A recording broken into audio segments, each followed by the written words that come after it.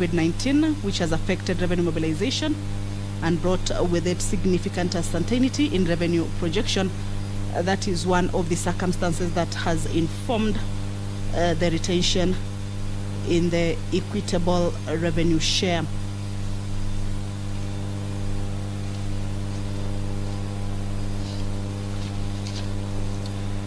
There is also that the government is implementing a fiscal consolidation plan, which is expected to be shared between the two levels of government so as to lower the fiscal deficit and slow down debt accumulation. To reflect this fiscal tightening, the national government recurrent ceiling has been restricted. Then the final circumstance under which the equitable share has been retained is the Consolidated Fund Services budget for financial year 2022-2023 has been revised upwards by 46.9 billion Kenya shillings, and therefore, in order to retain the deficit at the 2021 budget policy statement level, the national government ceiling has already been revised downwards by 15 billion Kenya shillings, while maintaining the county equitable share at the same level. So that is the first bill on the order paper that members will be considering on the floor of the Senate House. It will be read for the first time. There is also the Landlord and Tenant Bill, National Assembly Bill number 3 of 2021, tabled by the Senate Majority Leader. It will be read for the second time again on the floor of the House, this being a resumption of debate that was interrupted on Wednesday of 23rd February 2022 during the morning sitting. The House will go into division on this particular bill, of course, to see whether members will be accepting or adopting the recommendations in this particular bill, or perhaps proposing more recommendations to this or rejecting this bill. But this afternoon, members will be looking at it and go into division. This afternoon also, members of the Senate will proceed on a committee of the whole to consider the Intergovernmental Relations Amendment Bill, Senate Bill number 37 of 2021, tabled by the Chairperson Standing Committee on Devolution and Intergovernmental Relations. This particular debate is a resumption of a debate that was interrupted on Wednesday, 22nd December 2021 during the morning sitting.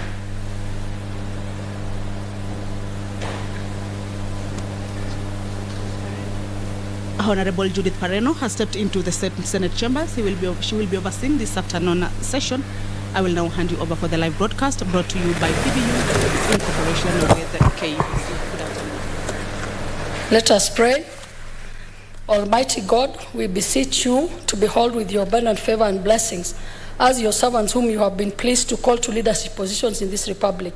We seek guidance to treat and consider all matters that shall come under our deliberations in so just and faithful a manner as to advance the peace, prosperity, and welfare of our country and of those whose interests you have committed to our charge. Amen.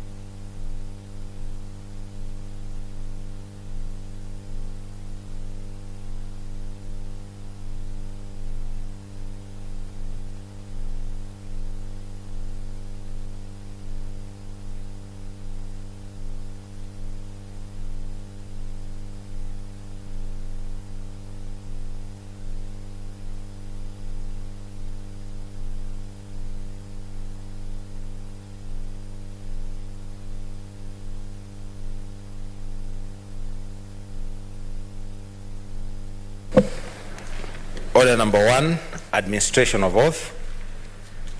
Order number 2, communication from the chair.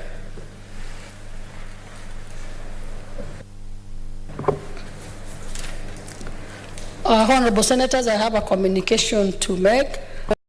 Senators, I would like to acknowledge the presence in the Speaker's Gallery this afternoon of 5 young men and women who are undertaking the Senate internship program for a period of 6 months.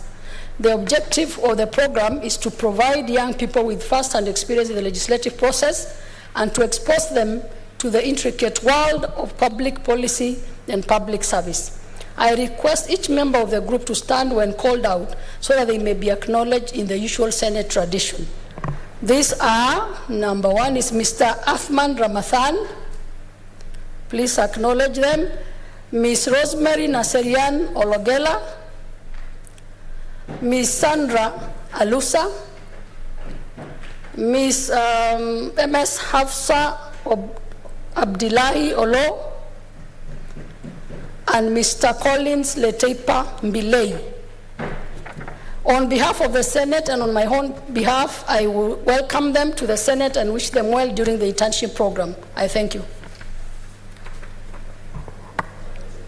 Next.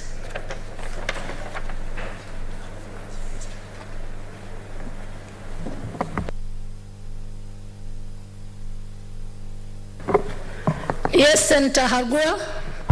Thank you, Madam Speaker. Madam Speaker, I'd like to join you in welcoming to the Senate the young men and women who have come to learn from this institution as interns, and I hope their stay around will be useful to them, and also it will also be useful to us as senators and members of this institution, so that we also make use of their service, their time around, and they also learn from us. That way they can go back and contribute in a better way to the building of this nation, especially in the legislative institutions. Thank you.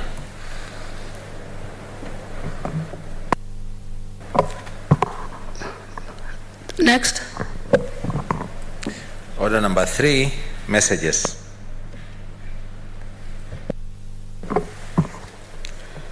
Honorable Senators, I have a message from the National Assembly on the passage of the Division of Revenue Bill, National Assembly Bill number 8 of 2022. Honorable Senators, I wish to report to the Senate that pursuant to Standing Order 41.3 and 4, I have received the following message from the Speaker of the National Assembly regarding the passage by the Assembly of the Division of Revenue Bill, National Bill number 8 of 2022. Pursuant to the provisions of Standing Orders 41.1 and 142 of the National Assembly Standing Orders, I hereby convey the following message from the National Assembly. Whereas the Division of Revenue Bill, National Assembly Bill number 8 of 2022, was published by Kenya Gazette Supplement number 26 of 25th February 2022 as a bill seeking to provide for the equitable division of revenue raised nationally between the national and county governments in the 2022-2023 financial year in accordance with Article 218(1)(a) of the Constitution. And whereas the National Assembly considered the said bill and passed it on Thursday, 3rd March 2022 without amendments in the form attached hereto. Now, therefore, in accordance with the provisions of Article 110(4) of the Constitution and Standing Order 142 of the National Assembly Standing Orders, I hereby refer the said bill to the Senate for consideration. Honorable Senators, pursuant to Standing Orders number 157, which requires that a bill which originates in the National Assembly be proceeded with by the Senate in the same manner as the bill introduced in the Senate by way of first reading in accordance with the Standing Order number 139. I now direct the bill to be read a first time today, Tuesday, 8th March 2022. I thank you.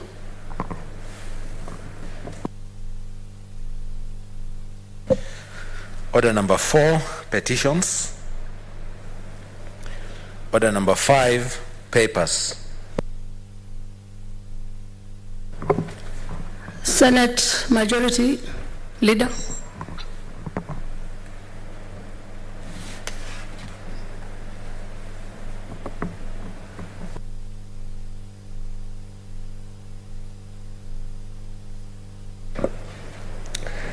Thank you, Madam Speaker. Sir, I beg to lay the following papers on the table of the Senate today, 8th March 2022.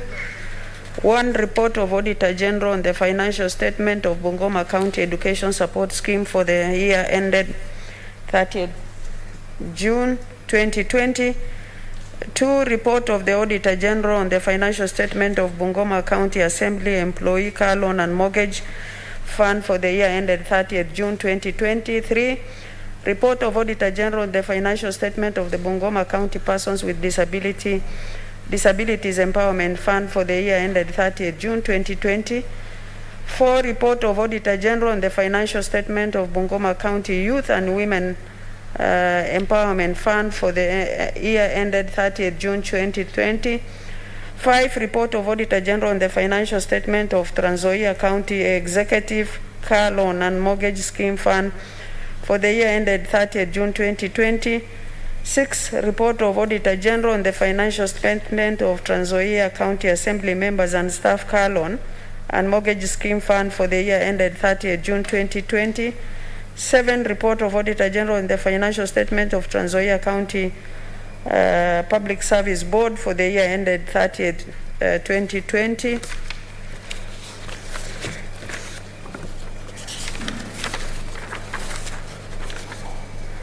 8. Report of Auditor General on the financial statement of Kakamega County Alcoholic Drinks Control Fund for the year ended 30th June 2017. 9. Report of Auditor General on the financial statement of Kakamega County Alcoholic Drinks Control Fund for the year ended 30th June 2018. 10. Report of Auditor General on the financial statement of Kakamega County Alcoholic Drink Control Fund for the year ended 30th June 2019.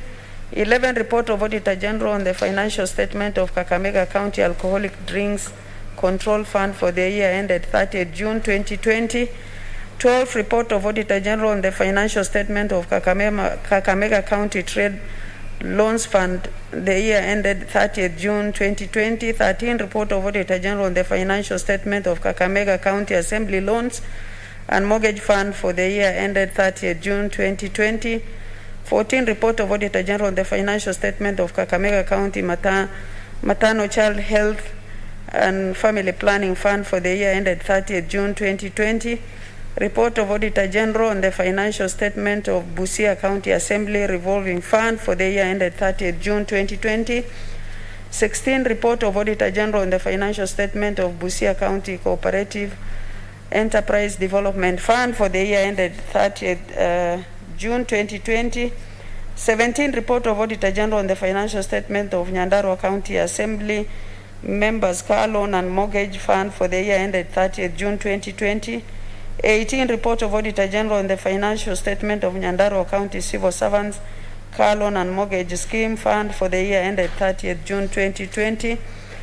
And 19. Report of Auditor General on the financial statement of Mandera County Education Bursary Fund for the year ended 30th June. And finally, report of Auditor General on the financial statement of Garissa County Emergency Fund for the year ended 30th June 2019. I thank you.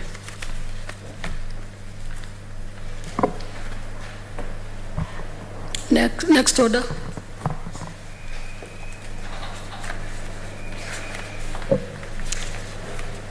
Order number 6, notices of motion. Order number 7, statements.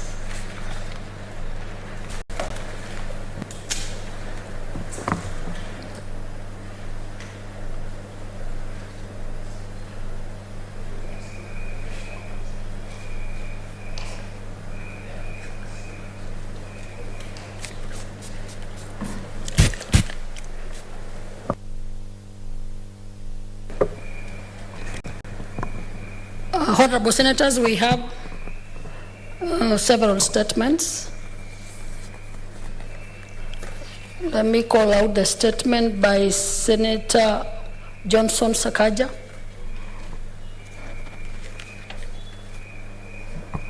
And it could be on Zoom.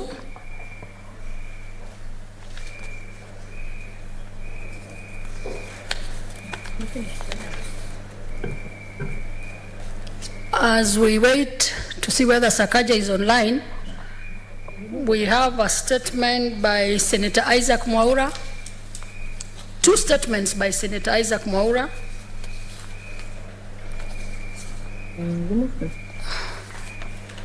Three statements from Senator Isaac Mwaura. Then we have a statement by Senator Musuruve.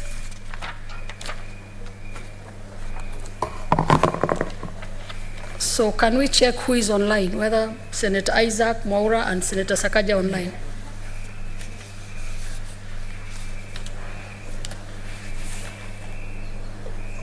Senator Sakaja, Senator Musuruve, Senator Isaac Mwaura.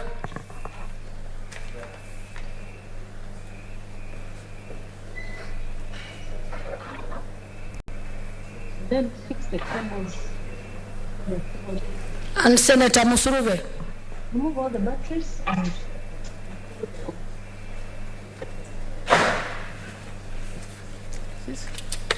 on my phone, yeah? Okay. Senator Sakaja, online.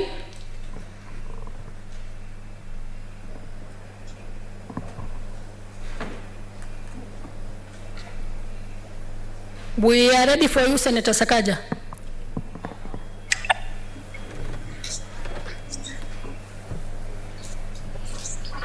Thank you, Madam Speaker. Yes, we can hear you. Thank you, Madam Speaker. Madam Speaker, pursuant to Standing Order 47-1, I rise to make a statement on an unfortunate incident, Madam Speaker, that I think all Kenyans are aware of, that occurred on Friday, the 4th of March 2022, along Wangari Maathai Road in Nairobi City County, and whose video recording was widely circulated via social media on Monday, the 7th of March 2022. Madam Speaker, a middle-aged lady was sexually harassed and assaulted by a mob of rogue border riders for allegedly knocking one of them in an accident. It is sad, Madam Speaker, that the riders took the matter into their own hands in total disregard of the law and assaulted the lady in broad daylight. Madam Speaker, this impunity has become the norm in many areas of our society, and many Kenyans have fallen victim to rogue elements within the border industry. And Madam Speaker, when I say rogue elements, it is not all of them. Some riders have become a law unto themselves. They flaunt traffic rules, they go round roundabouts anti-clockwise, they ride on pedestrian walkways, and others have become accomplices in robberies. But Madam Speaker, this kind of impunity is unacceptable, and we vehemently and strongly condemn these criminal acts. In as much as this sector has employed many of our young people, we must ensure that this industry operates under the law and there must be order. But as Speaker, law enforcement agencies must not allow rogue elements within the industry to continue to spoil the name for those others who are trying to eke out an honest living and jeopardize the livelihoods of thousands of others who depend on this work. I sincerely, Madam Speaker, express my sympathy to the victim, and even on behalf of all men, give apologies for what she has gone through, and to her family and women at large, especially on this International Women's Day. This cannot be the way we operate, and will certainly not be the manner in our capital city, Nairobi. Our mothers, sisters, daughters, and all road users must feel and be safe at all times. Madam Speaker, I urge the Inspector General of Police to expedite investigations, arrest, and charge the culprits involved in this heinous act.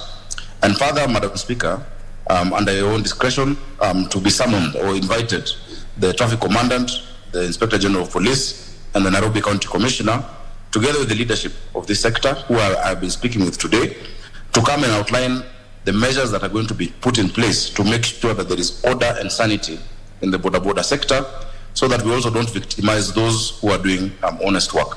And so that all road users in Nairobi and in this country at large, Madam Speaker, have a sense of order and safety. Thank you very much, Madam Speaker. We heard you very clearly. I now ask Colin Senator Mbogo George Ochilo Ayako.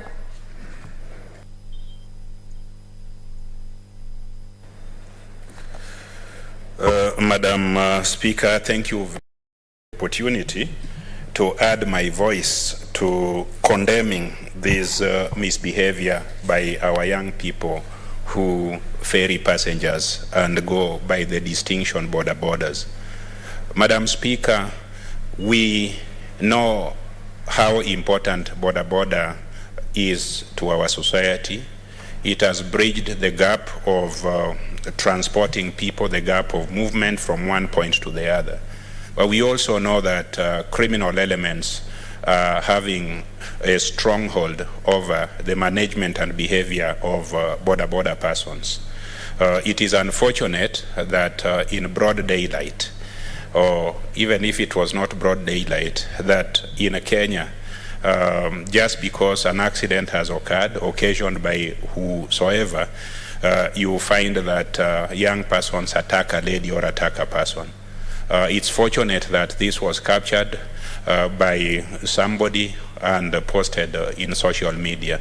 What we want done is, what action are the law enforcement agencies going to take to ensure that such incidences do not happen again? This will continue to happen if people do it and get away with it. In other parts of Kenya, where there are many border riders, if an accident happens, and accidents are not deliberate, you find that the person who is not a border who may have been involved in that accident may actually get killed, may get their vehicles or whatever they were using, burned down. So law enforcement, which ensures that justice is administered in accordance with the law, should ensure that border victims who are victims of road accidents access justice, but they are not permitted to take the law into their own hands, injure or destroy property belonging to individuals and get away with it. This kind of action continue to make our society unsafe, given that border people are mobile, they are hard to trace, and generally operate under a mob mentality. So what the police are going to do to ensure that they put in place mechanism of detection, prevention, and reinstitution to those who suffer is what is going to ensure that impunity of this magnitude does not carry on. I want to conclude by extending my apologies on behalf of border people who I represent. I represent them in Migori and anywhere in Kenya, and all men who were involved in harassing this very innocent lady. And I want to urge the police to ensure that people who engage in such behavior are apprehended, brought to book, and are tracked wherever they are, so that they do not continue committing such offenses. Thank you, Madam Speaker, and thanks to Senator Sakaja for raising this matter. Senator Hargura Godana. Thank you, Madam Speaker. Madam Speaker, I'd like to thank Senator Sakaja for bringing up this issue, and also I'd like to join him and my other colleagues in condemning the heinous acts which are committed against the innocent Kenyan lady. Madam Speaker, for some time now, and I think it's because the border sector started maybe on a wrong footing, it was not taken seriously. We're making sure that they abide by traffic rules. The border rider need to have license like any other motorist. Because right now what is going on is an individual will just buy a motorbike and train and learn while using the same the motorbike on the road where the other road users are. It has developed a mob mentality where border riders will always come to the rescue of any of their own who is involved in an accident. More often than not, you'll find they are the ones who are even causing these accidents by not following the traffic rules, riding on the roadside, on the wrong side of the road, not obeying traffic lights, and doing all manner of breakage of the traffic rules. And you'll find that with the time, they have developed into a system of their own, where if one of them is involved in an accident, they'll just come, all of a sudden you'll find yourself surrounded by these border riders because of their high level of mobility, and that is why they have grown into what they have grown. Unfortunately, the traffic police system in this country has not taken it seriously. They have not clamped down and insisted that they follow the law. In Marsabit County, recently, the same border-borders have been involved in actually conducting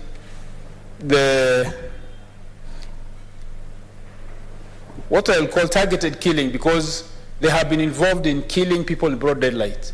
Daylight, somebody will ride on a border, find you on the road, shoot you, and still proceed. You'll come to somebody's shop, the bike will be parked out there, somebody will come in, shoot the shop operator, then quickly move on to the bike and disappear until the security system in Marsabit had to outlaw usage of borders within the town. For some time there was some calmness, and I'm not saying it's all of them, but we are saying criminal elements within that border sector have been misused. And even within Nairobi, it's not all of them who behave like that way, but that criminal element within the sector has spoiled the good name or otherwise useful transport sector to a level now they are involved in crime, they are law unto themselves, and there is need to quickly take action. I know today the CS Internal Security has addressed that issue together with the CS Transport, but it needs to be enforced clearly. Let's have very clear guidance for operation of this sector, and have very strict implementation of traffic rules, especially by the border sector.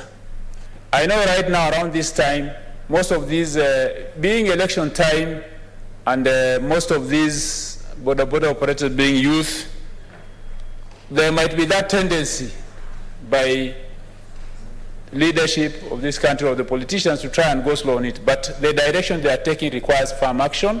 We have to be very clear that what is targeted is the wrong part of the border sector, and it has to be clamped down seriously so that going forward, that sector needs to be streamlined. We know what the late Michuki did to the Matatu sector. It was so rogue, but when he clamped down with some resistance, still they complied. So we need that kind of firmness in dealing with this border sector so that we stop the kind of menace they have on our roads, the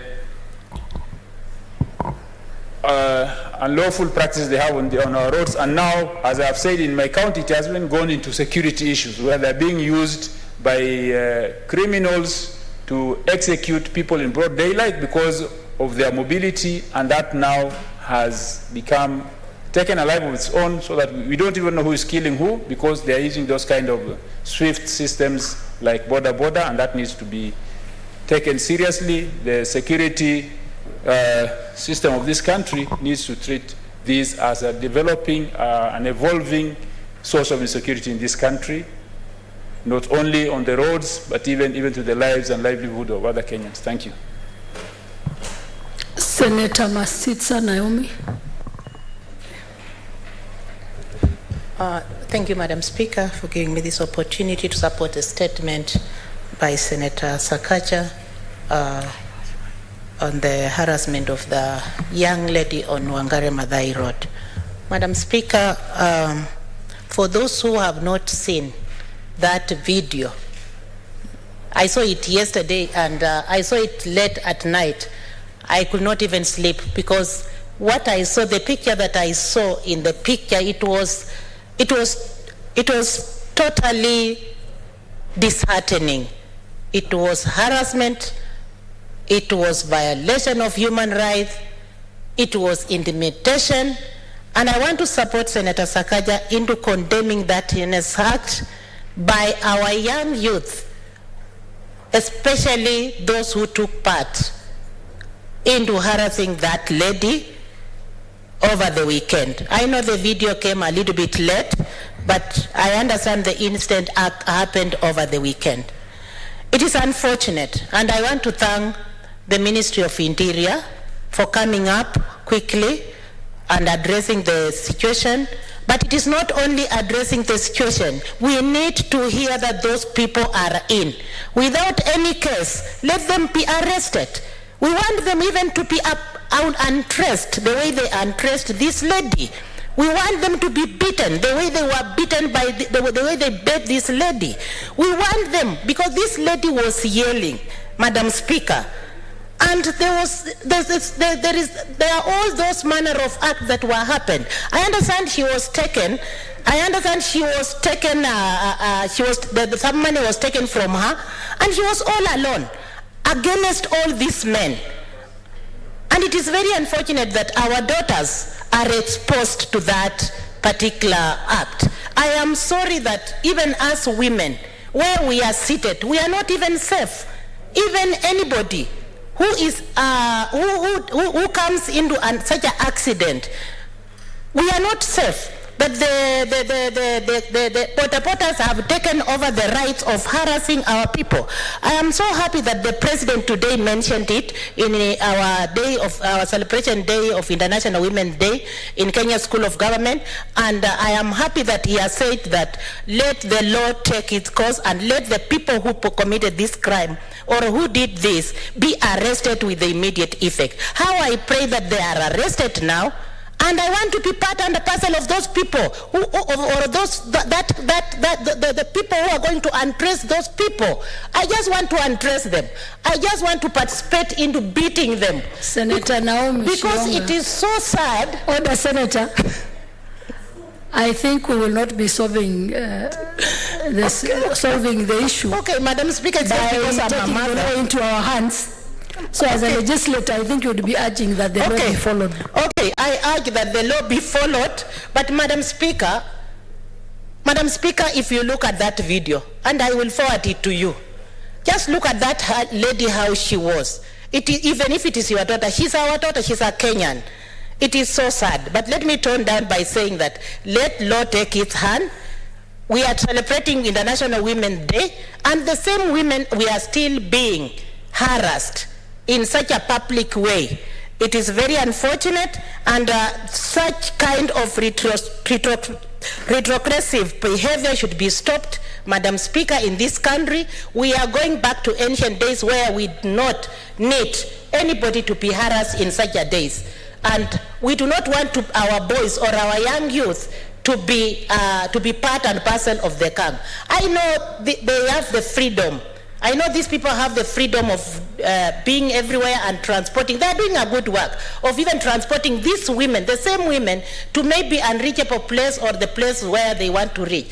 But they are taking law into hand, and they are frustrating the same women that they are supposed to protect. So I just want to concur with the senator there that let these people be brought on books, let these people be shown the way, let these people be disciplined. Discipline is the best way, and let them toe the line, because Kenya does not belong to one person who harasses others instead of supporting people and harmony and the peace that we are preaching. Thank you, Madam Speaker. Senator Adam Dulo.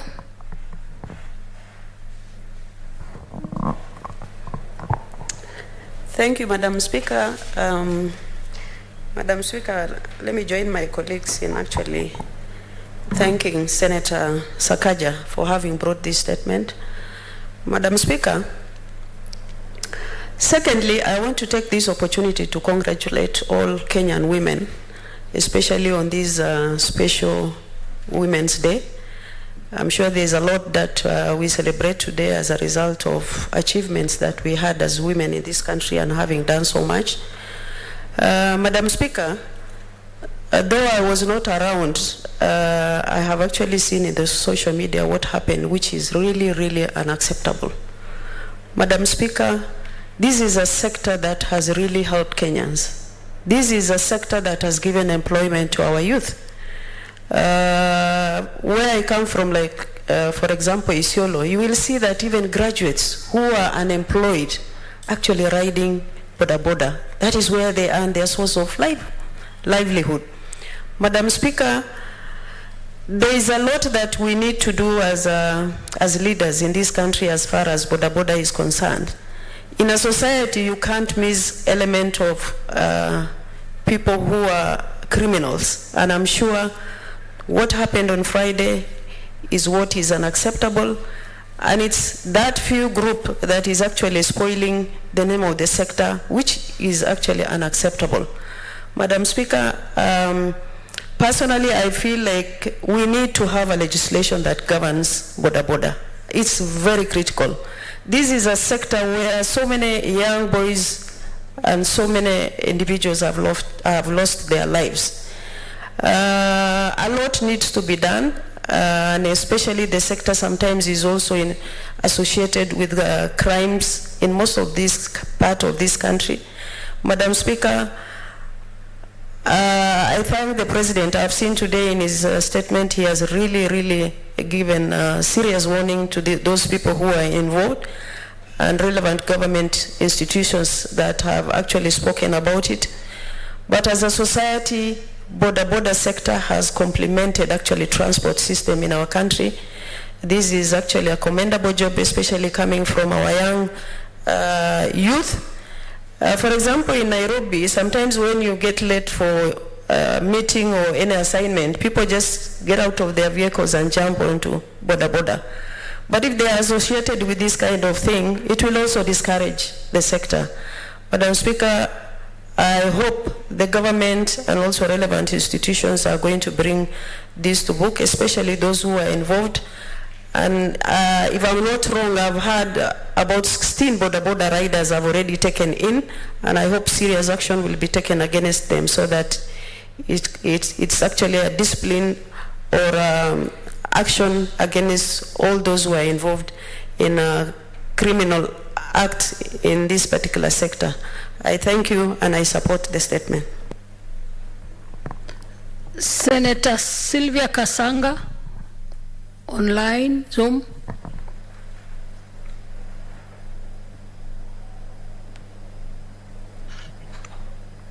Thank you, Madam Speaker, for giving me this opportunity. I'll start by thanking Senator Sakaja for bringing this statement. Yeah, there you go.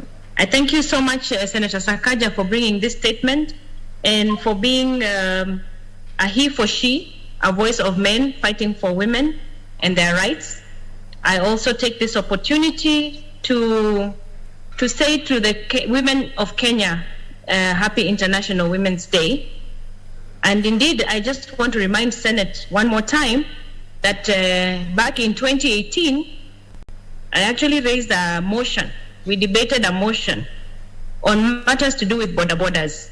And we discussed a lot of issues that the government needed to look into. We raised issues of insecurity that happen amongst some of the borders. We raised issues on operationalization of the regulations of borders. And we discussed a whole lot of good things and the negative ones as well. And we put the ministry to task to do something about borders, and that was back in 2018. It is, of course, heartbreaking when you see the videos of this event that happened on Friday. And it pains me that, that Madam Speaker, the fact that we've always complained that we don't have an implementation committee to push for some of our motions and our statements, to see them, to see whatever Senate resolves come to light is a bit painful, especially when something like this happens. This House had discussed in detail on what needed to be done in the border sector.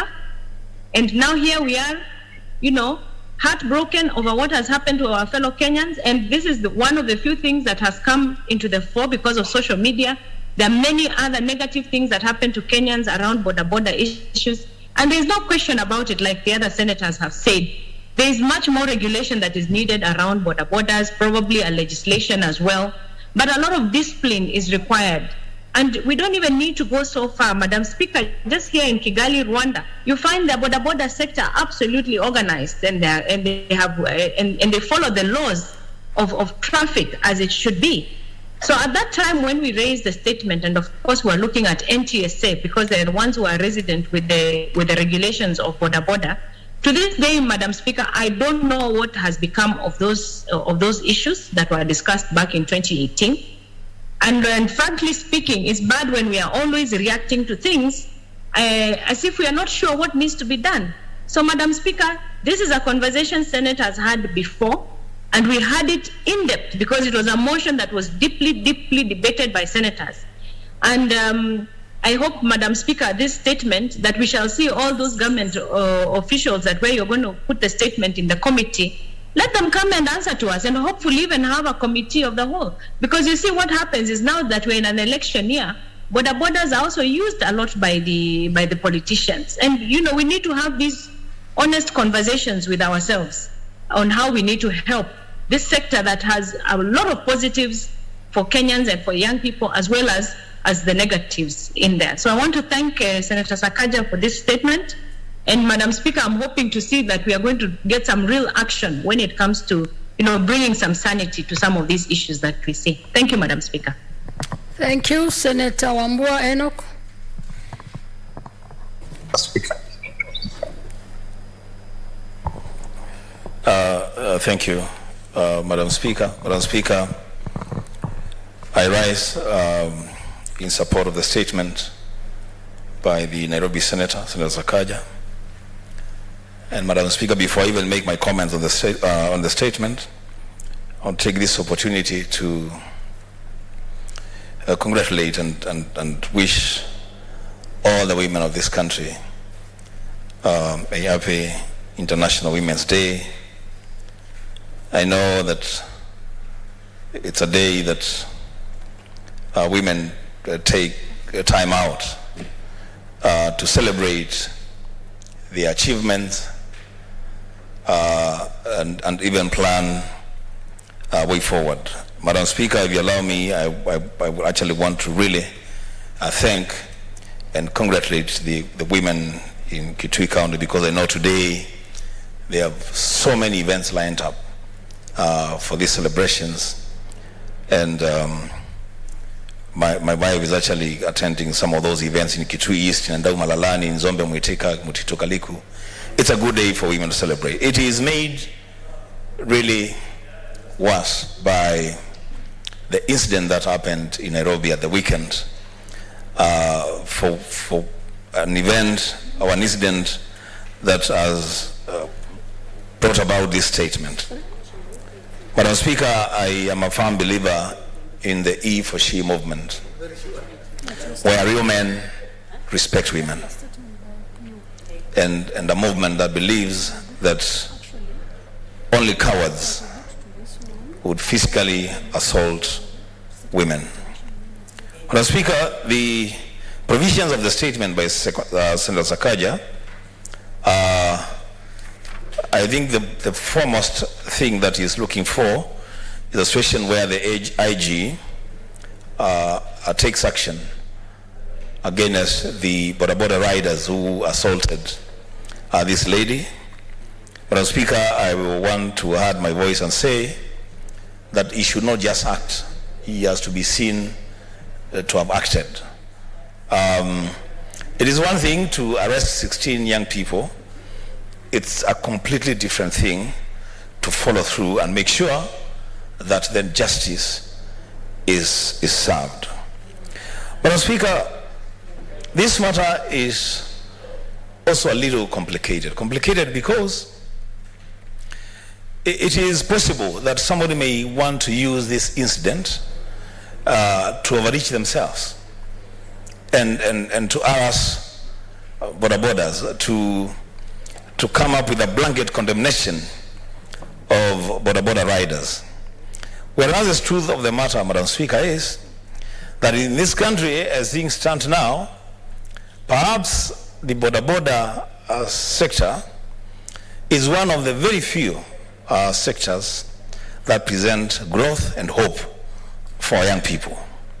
The thing to do, Madam Speaker, on account of what happened on Friday and going forward, is to ensure that this industry is properly regulated, that a way is found to instill order in this industry.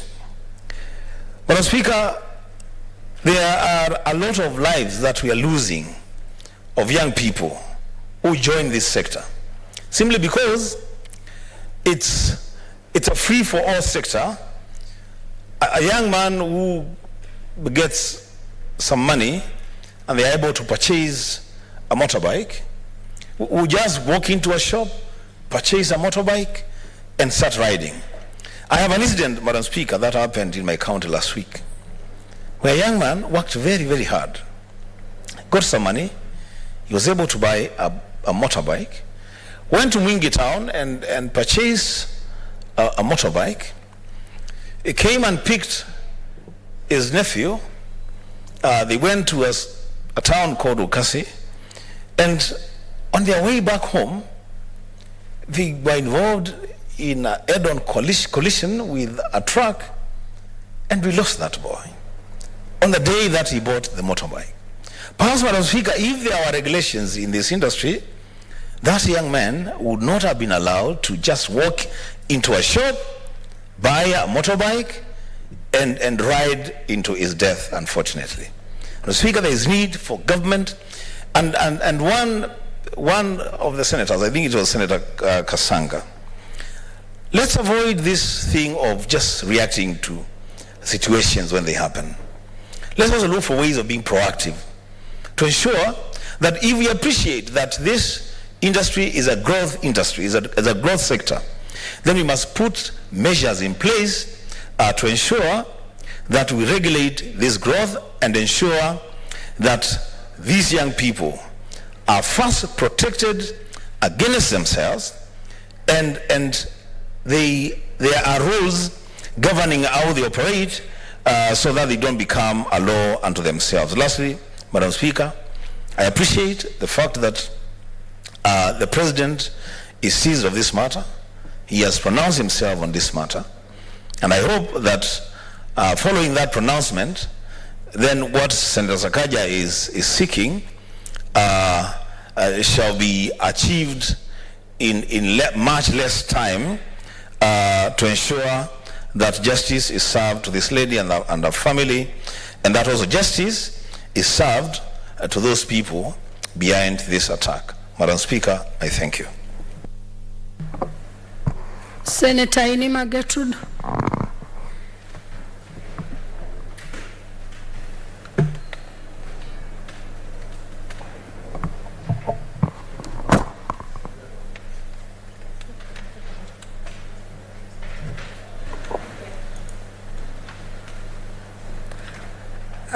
Thank you very much, Honorable Speaker, for this opportunity. And kindly allow me to thank Senator Sakaja for coming up with this statement. And I want to say that Senator Sakaja is usually very sensitive about issues to do with women, and he has many times been articulating issues of the girl child, women, and also the vulnerable in this country. And I'm happy that it has also come to his attention, and he has brought it on the floor of this House about the harassment of women. And Honorable Speaker, this was a very unfair act that was meted on the woman, and it is unfortunate that border riders did this, because the border rider sector is a very big sector that is involved in employing the youth. So these few border riders... Sorry, order, Senator Musuruve. There is an intervention by Senator Ochilo.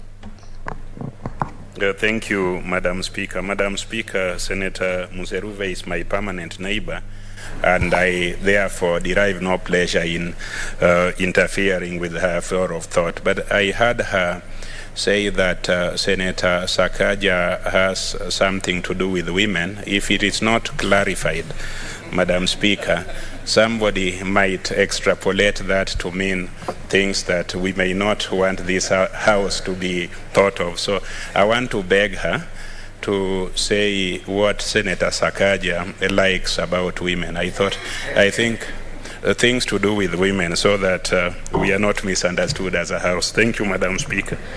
I think Senator Musuruve can clarify, but I heard her say that Senator Sakaja is sensitive about issues of women. So Maybe you can clarify first. Yeah, thank you, Honorable Speaker. And Senator Ochilo Ayako is a very good friend of mine, and he sits next to me. And I just want to clarify to him that when it comes to issues of women in this House, legislative issues are the issues I'm talking about.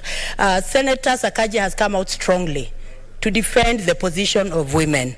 So it has to really go straight in the answer that the issues we are talking about are legislative matters in this country. Thank you, Honorable Speaker. And Honorable Speaker, a point of order from Senator Sakaja.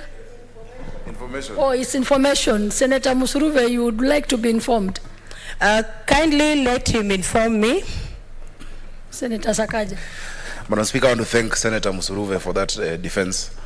But I just like to inform her, not just in the House, even outside the House, Madam Speaker, issues of women are very, very close to my heart.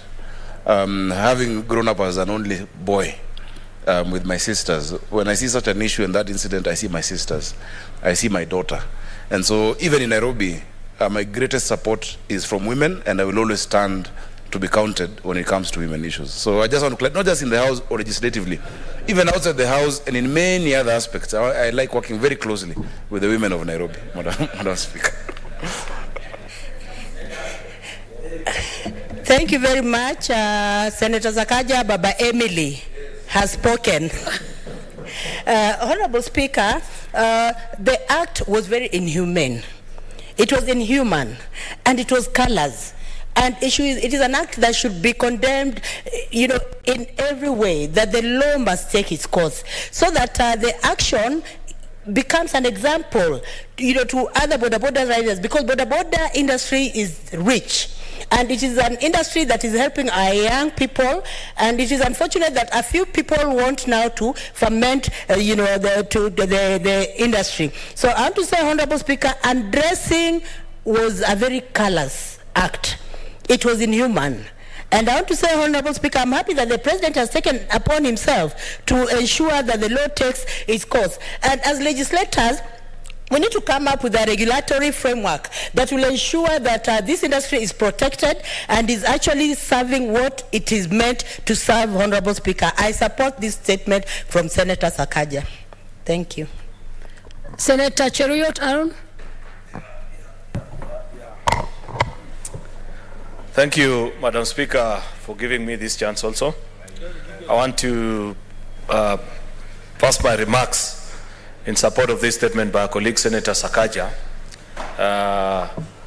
We all watched that very horrifying video, Madam Speaker. And for me, first of all, as a man and as a father of two daughters, that really shocked me, because it could as well have been your wife, your daughter, your sister, your mother, who was involved in that unfortunate incident and the events that followed thereafter. It's extremely wrong. I hope the law takes its course. Each of those young men that participated in that activity are arrested and taken before a competent court of law for the full force of the law to be effected on this particular matter, Madam Speaker. For indeed, we cannot, much as many of us support the young men that apply their hustle via the borders. This is not the kind of behavior that we expect of them. Kenya is a country governed by the rule of law, and anytime you feel somebody has done something that is not fair to you, or you don't agree with them, there is a way, the expected nature, of conduct on how you're supposed to react to these issues. Therefore, what those young men did, Madam Speaker, is extremely embarrassing.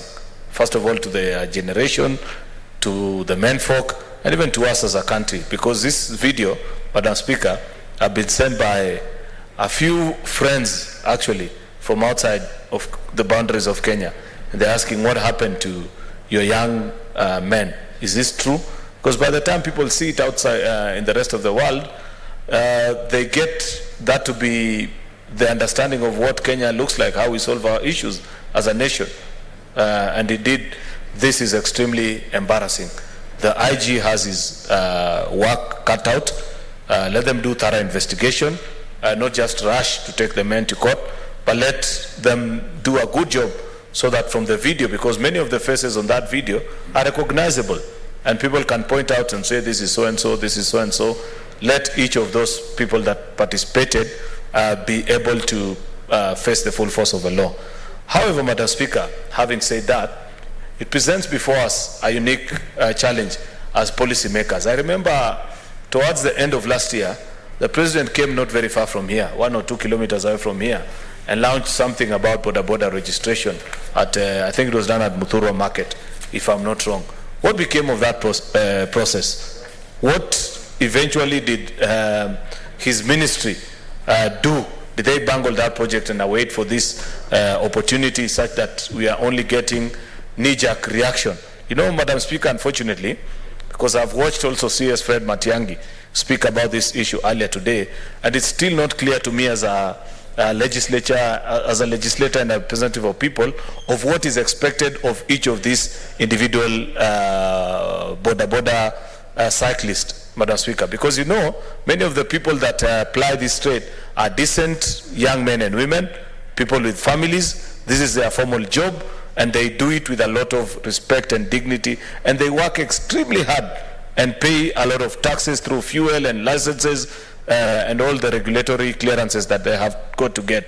Therefore, we cannot just in one soup of condemnation paint them with one brush and refer to them as if they are a group of rowdy, useless people.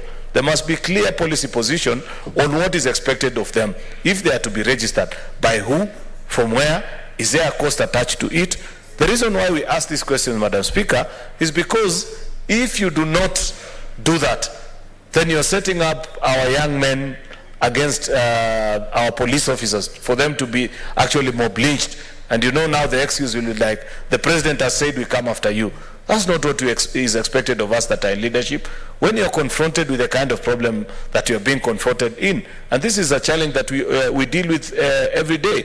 You'll be, Madam Speaker, I'm sure you know, I don't know how it is in Kajiado where you come from, but if you ask many of us that come from the densely populated areas, those from Kisii, like my good neighbor Professor Ongeri, and the rest, they'll tell you, nowadays it's extremely difficult to sometimes do functions because of these young men. They follow you from one function to the other, insist on money, follow, and they are rowdy and that kind of a thing, but it's still not an excuse for us to condemn them wholesomely.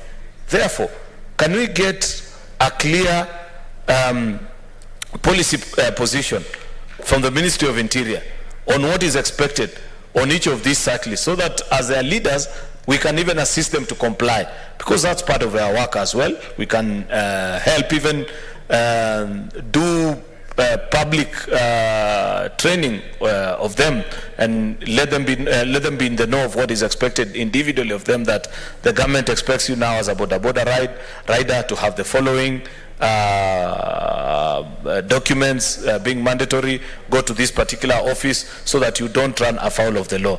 Otherwise, in the absence of such a clear policy position, Madam Speaker, then we will not have solved the problem. What we basically do is that in our collective anger, we will condemn them for a day or two, then by next week we'll have moved on in typical Kenyan fashion to other more pressing needs or things that we consider are more pressing. Yet we know that this is a phenomena that we need to address, because even in many of our cities, Madam Speaker, those that we want to consider to be world-class cities like Nairobi, Mombasa, Kisumu, any of these upcoming cities, what is a plan that we have come up with as a government? On many, we expect them to use the public road alongside the rest, but there is no clear demarcated paths for them to park their motorcycles. What are their exact pickup points? We need to start thinking deeply about this particular problem and address it such that it will be easier to explain. It was not until the late Minister of Transport, former Minister Michuki, took a radical position on what to do with the matatu sector, that at least it reformed, and many of the bad habits that they were known for until that particular point were done away with, Madam Speaker. Therefore, the same is expected. During that campaign, Madam Speaker, and he led from the front, he never spoke from the state house. He went to the bus station. He went to each and every every matatu terminus that is known within the city, and showed people that you must first of all belt up. This is the maximum number of passengers for this type of vehicle. There must be clear, dedicated effort from those that are charged with this responsibility, so that many of them can understand and know what is expected of them. Otherwise, like the rest of Kenyans, I condemn. I don't mind being informed by Senator Sakaja. Yes, Senator Sakaja. Thank you. Thank you very much, Madam Speaker. I want to thank Senator Cheriot for his statements and what he's saying, and just want to inform him that part of what I've asked for, the first thing I've asked for, is for, of course, justice, and for, you know, these 16 people, or 14, to face the full force of the law. The second thing I did was, on his behalf and all other men, including the clerk, apologize to that lady and give her sympathy. Okay. But the third thing I've said is that the security committee of this house needs to invite the CS of Interior, because the police are under him, the CS of Transport, NTSA is actually under Interior, but also the CS of Transport, the Inspector General, and the Traffic Commandant, to come even with the leadership of the border, because I've been talking to them the whole morning. Their leaders also condemn this act, but they're saying, you want to do a crackdown without parameters. What are you cracking down? Yeah. So instead of that blanket condemnation of them, we want next week, and I hope senators will be here, for us to sit in this house with these CSs, with the Inspector General of Police, with the NTSA, and with the leadership of border, because the leadership is known, to agree on what is the order that we're bringing to this sector. That is the real ask, Madam Speaker, and that is what I've asked you to direct that be done. Because otherwise, we will be ranting in this house like other Kenyans are ranting and whining on Twitter and on Facebook, and the Senate does not speak in vain. So I hope, Senator Cheriot, because you're also from an urban county, you know these challenges we're talking about, that we'll all be here and get a solution, so that we don't jeopardize the livelihoods of thousands of also these young people who are honest, the ones who are good, because of rogue elements. But let's create order, Madam Speaker. That is the information I need to give my good friend, Senator Cheriot. Thank you, Madam Speaker. I appreciate that information. They say great minds think alike. I had not listened to what he had asked for, but that's exactly, when I read about this statement, I thought that would be the clearest and the simplest thing to clearly define what needs to be done. Thank you, Madam Speaker, for this chance. I appreciate it. I noticed that we don't have any more requests, but of course we have all those that have spoken have conversed about a very serious incident that has occurred that needs the immediate attention of this House.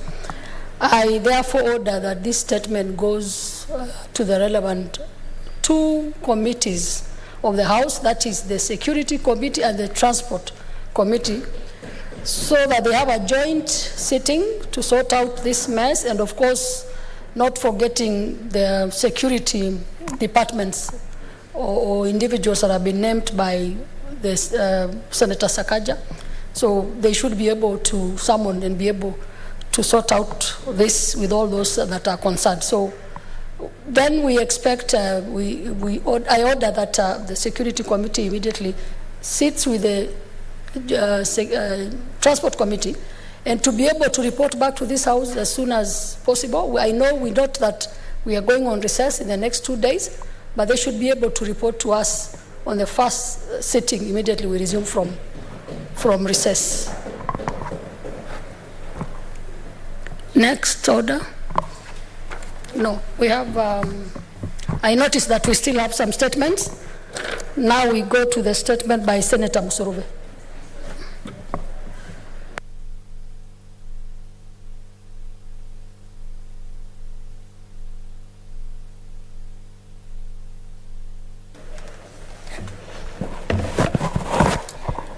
Thank you, Madam Speaker, for this opportunity to make a statement on the floor of this House on the International Women's Day.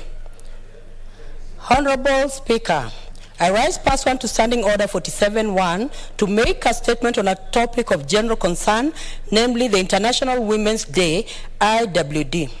The day is observed annually on 8th of March, and this year's theme is Gender Equality Today for a Sustainable Tomorrow. This is in recognition and celebration of the women and girls who are leading the charge on climate change, adaptation, and response towards a sustainable future. Honorable Speaker, the International Women's Day is a global celebration of the economic, political, and social achievement of women that first took place in 1911 in Austria, Denmark, Germany, and Switzerland. Across Europe, women demanded the right to vote and to hold public office and protest against employment sex discrimination. In 1977, IWD became a mainstream global holiday following its adoption by UN. IWD is a day to acknowledge and honor women around the world for the contributions they make each day to society. Honorable Speaker, IWD is also a focal point in the women's rights movements, bringing attention to issues such as gender equality, reproductive rights, and violence and abuse against women. For many years, women's life across the globe was that of servitude and their place confined to the kitchen. Attempts by women to improve this state has not been very easy.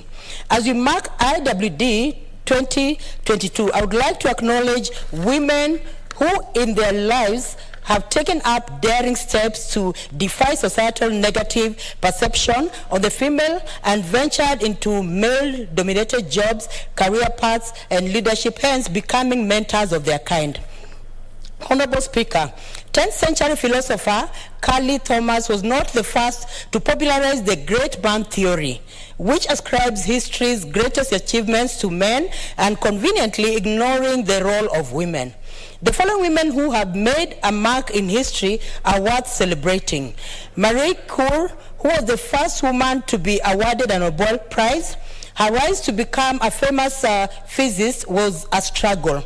Together with her husband, Pierre, they investigated radioactivity and its practical application, but when it came to awarding the Nobel Prize, Pierre defended his wife to be included in the award. Angela Merkel became the first female leader of Germany in 2005. While she faced some criticism in Germany for her migration policies, her legacy was seen as that of a steadfast, resolute leader who weathered the country and the European Union through difficult times.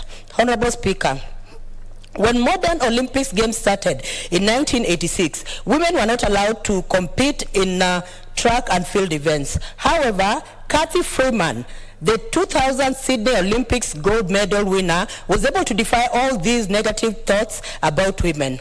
Honorable Speaker, on this day, I acknowledge and applaud women in Kenya who have mentored their kind by breaking the barriers. Some of these women include Professor Wangari Maathai, the founder of the Green Belt movement, and Kenya's own Dawn for pushing for environmental care and protection.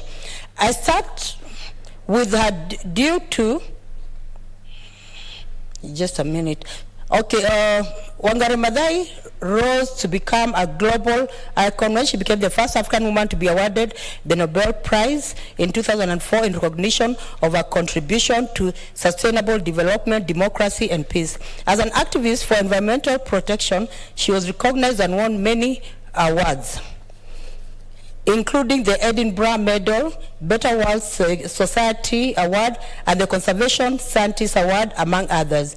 She was the first woman in East and Central Africa to earn a PhD in 1971 and was also a presidential candidate in the 1997 general elections on a Liberal Party of Kenya ticket. Dr. Grace Onyango, known by her friends as Nyarbungu, who was the first Kenyan woman mayor when she was elected in Kisumu in 1965. She used this position to fight for women's place in leadership and politics. Hon Charity Ngilu, christened as Mama Ngilu, in 1997 scratched at the highest and hardest of all of glass ceilings by becoming Kenya's first female presidential candidate. She came in fourth, leaving an indelible mark on the political landscape. Most important, she always finds ways of reinventing herself, hence sending a message to her female kind never to give up in seeking for opportunities. She is currently on the front line of Azimio la Wamama. Honorable Speaker, I applaud former parliamentarian Hon Phoebe Asio, who holds the distinction of being one of the longest-serving women in Parliament, that is 8 consecutive years. She made history when she was elevated to the position of Law Elder for her efforts to promote education of girls, women, and gender equality in Kenya. Dr. Elizabeth Mary Okello is not just an educationist of repute in this country. She's founder of the Kenya Women Finance Trust and McKinney Schools. She was the first African representative to the World Women Banking Organization in 1985, and she used her position to advocate for the financial strengthening of women. Honorable Speaker, I also applaud women with disabilities who have made history. Kenya-born Paralympian with the British athlete Anne Wafula is named among the 100 most influential people in the United Kingdom. Josephine Senior, blind, disability rights activist and lawyer, became the first blind woman to be nominated as MP. I applaud Ashura Michael, who is a youthful and confident deaf and a mentor to very many young people with disabilities. Not only has she gone against all odds by being the co-chair of the Global Partnership on Children with Disabilities, she has also served as the first silent speaker, having been elected as Speaker of the Youth Wing of the East African Legislative Assembly, that is YALA. I acknowledge legislators Hon Denita Gatti, a woman with a disability and strong disability activist and nominated member of Parliament representing persons with disabilities. And Sen Musuruve, a cancer survivor and a legislator with disability who has consecutively won 2 medals, Mzalendo Medal Awards on education and health, respectively. She has also sponsored 3 bills addressing issues of disability. Honorable Speaker, allow me to also celebrate women who have battled with cancer and are still productive to this society. The likes of Senator Beth Mugo, Senator Dr. Msuruve, and others already departed like Hon Joyce Laboso and Melab Afwai, who we married just recently. I celebrate women who are widows and single mothers but have struggled to raise their children, gone through a lot of hard work and sacrificed their real selves to educate, nurture and mentor their children single-handedly. All these women show how resilient women can be and how productive they can be when given the opportunity. As we celebrate IWD, I urge the government to continuously acknowledge the tireless works of women who champion their cause by awarding them national recognition. Happy International Women's Day, everyone. Thank you, Honorable Speaker.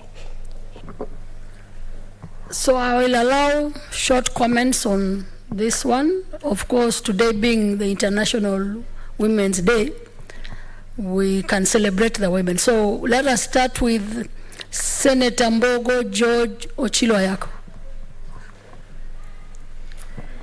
Thank you, Madam Speaker. Madam Speaker, I have always been a honorary woman. So as a honorary woman, I am part of the celebration, and I'm happy that men and women are celebrating the International Women's Day. Being a honorary woman is an honor that I was given when I led a delegation of women to Beijing +10. Women are the most industrious, the most hardworking, the most loving segment in our society. Their love, their hard work, their care, their concern is always taken for granted by people who do not want to appreciate the role they do in building our society. We are yet to see any person who is successful in any endeavor who has never had an important woman play a role in his life in terms of personal development or advancement. And the women who we celebrate most are our mothers, the ones who look after us when we are vulnerable, the ones who take care of us when we are at our lowest. the ones who ensure that all of these abstract things that are pursued by men are translated into meaningful things in life. Men go out there to look for something called money. They bring it home and think that money is all that is required. The person who translates that money into good tidings, into what family needs, is largely a woman, and that is the caregiver of that home. It may not necessarily be Mother's Day as an international celebration, but you cannot talk about celebrating mothers without celebrating women. So, Madam Speaker, I want to celebrate you. You are one of the distinguished women who are offering leadership in this House. I want to celebrate my fellow woman, Dr. Museruve. She is here. Yes, she is my fellow woman. I told you I'm a honorary woman. I am also having majority members of my family are women. I have 2 daughters, a wife, and we are only 2 men. I have 1 son. So when we take a vote along gender lines, I always have to side with the majority who are women in my house and in my life. So women are very important to us, and in order to get more as a nation, get more as a family, we must appreciate them, we must thank them, and we must continue investing in them. My sister and fellow woman, Dr. Museruve, has cited the successes or successful cases or instances where we are celebrating the successful ones. But I also want to state that there can never be life without the assistance of 2 people. First, God, and secondly, a woman.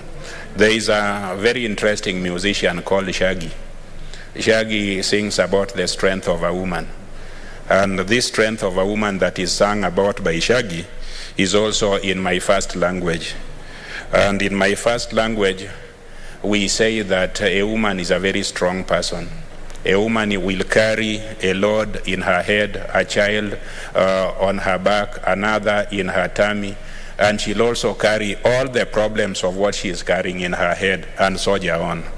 So a woman is a very strong being, and without their strength and love, some of us would have perished at our most vulnerable ages.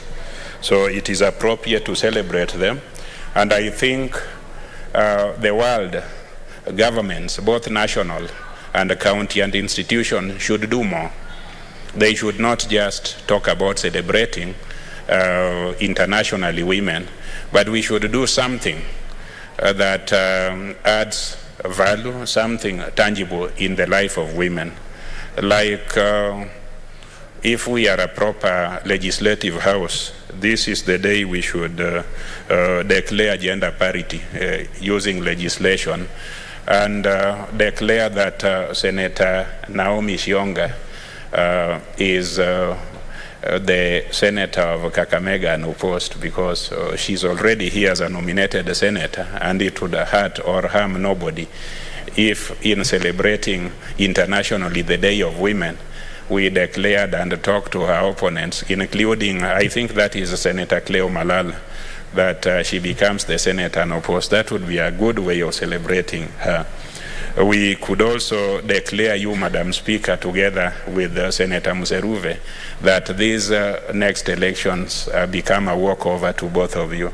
This House would gain, we wouldn't lose anything.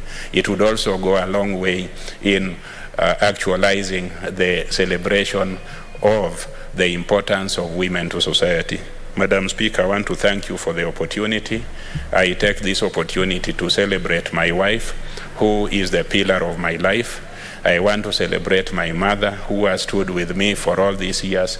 I want to celebrate my daughters, who will take over from where I have left. And I also want to celebrate my son, and I hope he also prays to be a honorary woman like I am. Thank you, Madam Speaker. We have definitely heard your declarations and pray that it may be, or it should be what you have just declared. Senator Masisa Naomi Shionga. Thank you, Madam Speaker. I stand to support the statement by Senator Musuruve on this International Women's Day. Being a woman, I'm proud of being celebrated in a group of women who are living today.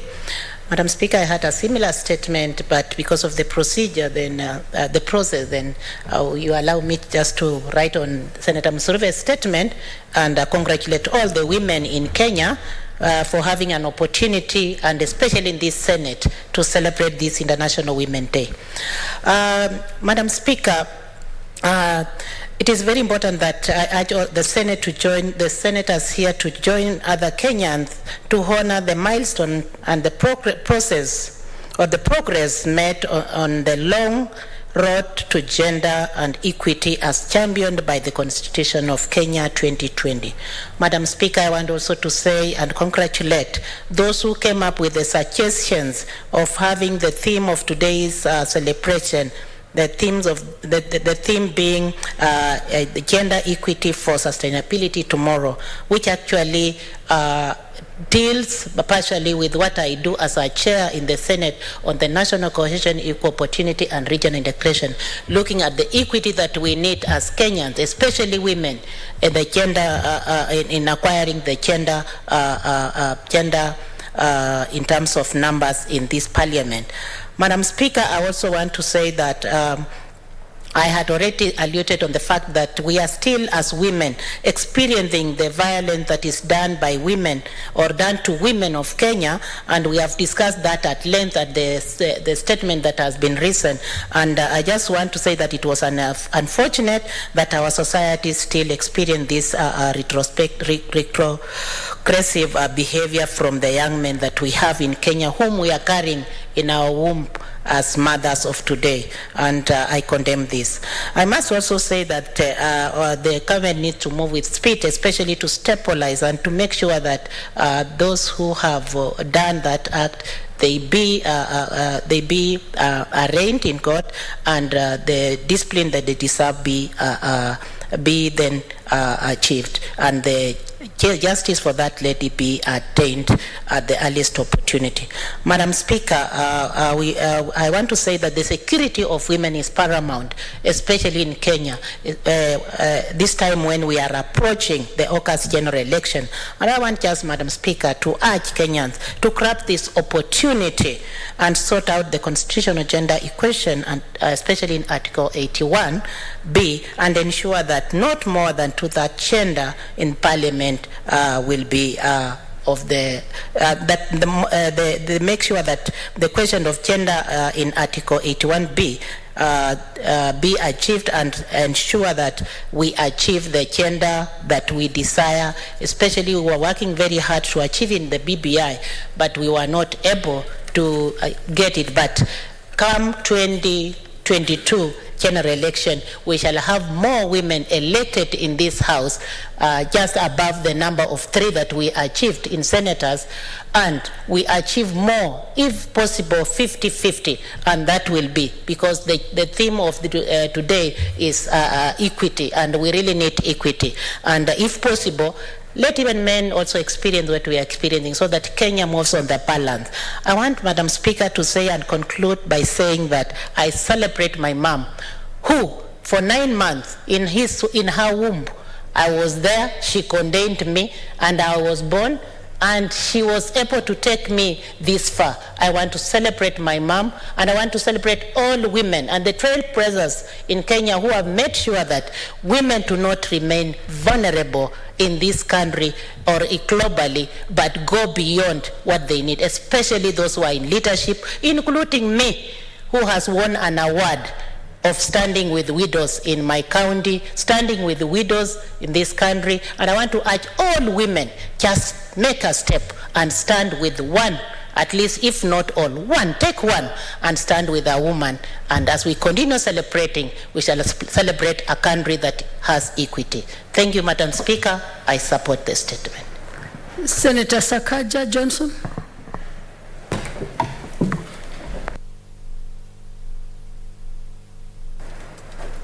Madam Speaker, happy International Women's Day to you and to all the women in this Senate and in our society. when I saw, actually during House Business, when we discussed the business coming today, and it was mentioned that it's International Women's Day, I knew for sure Senator Musuruve will definitely have a statement. She can never miss. And Senator Shionga, of course, she beat you to it, because that is Senator Musuruve. However, I'm very disappointed. Senator Musuruve has listed a long list of great women, but she forgot to mention 1971 Commonwealth 200 meters champion, Emily Kubasu, my mother, who made this country proud for many years. And she's from your county. And you're looking for votes there. So I don't know how you missed that. But that notwithstanding, Madam Speaker, our claim as a country, whether it is to democracy, whether it is to parity, is tainted when half of the team is not on the table. And that is why I have been a champion. And earlier, Senator Ochilo, the honorary woman, was asking why I'm being, Senator Musuruve was saying I'm close to women. I am a champion from the last parliament to this parliament of what you call he for she. He for she movement is a movement where the men in this parliament, both in the National Assembly and Senate, have decided, in fact against many of the women in this house who try to make gender issues women issues, we've said that we will stand at the forefront to fight for these issues, that we can be the voice, whether it comes to the 30%, 1/3 rule or whatnot, that it is not a women issue. It is not a woman issue. It is an issue for this country. But Madam Speaker, when you equip a woman, whether it is at the grassroots, whether it is in the city, whether it is in business, whether it is in politics, whether it is in society generally, you have not done that woman a favor. You have done our nation a great service because of the role that women actually play in many aspects. I remember championing 30% law in the last parliament, which is one of my legacy legislations as I finish my this chapter of legislation in my life, because I want to go to the executive. But one of the moments I was most proud of was on my amendment to the Public Procurement Act in 2015, was signed by the President, saying that we shall have 30% procurement opportunities for women, for youth, and for persons with disability.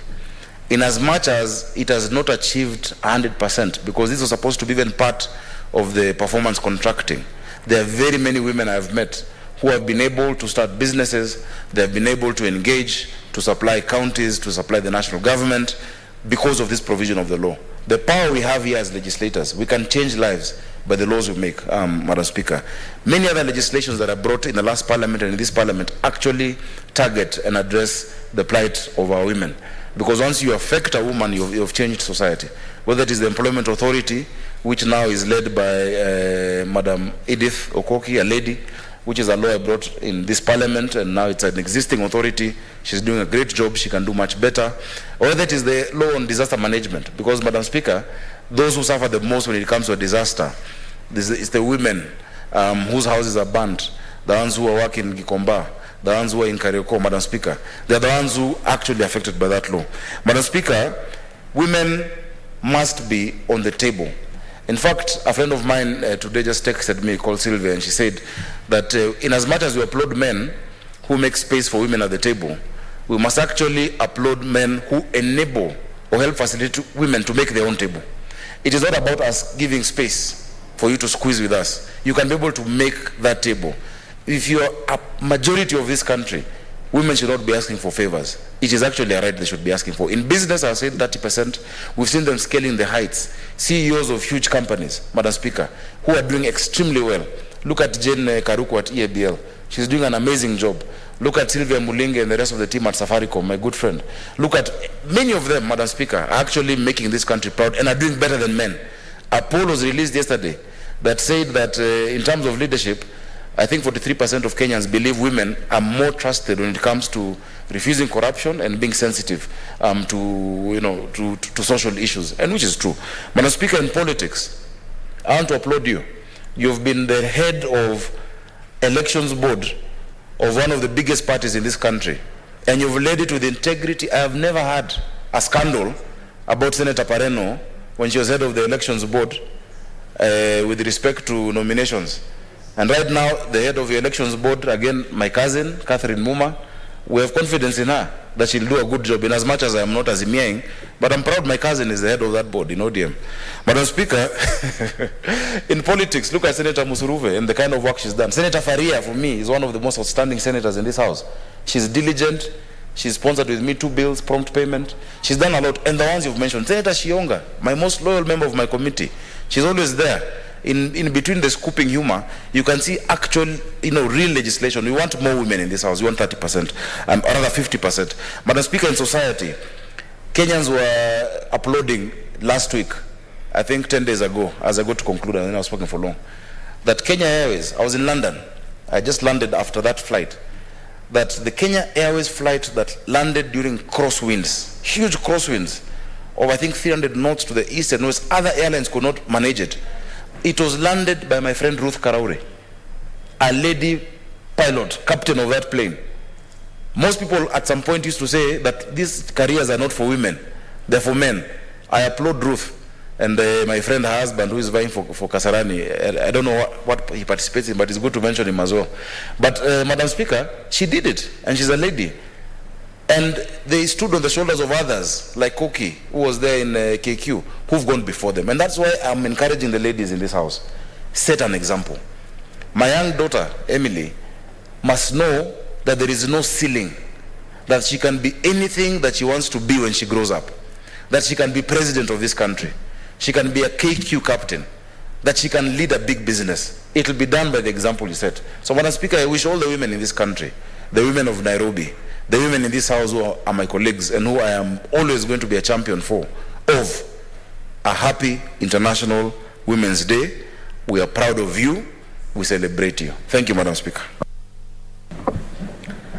As I ask Senator Naomi Wako to stand by, let me call in Senator Ongeri Samson. Senator Wako Naomi, you will be on standby online. Thank you, Madam Speaker. On this very commendable day, the International Women's Day, my hat off for our women.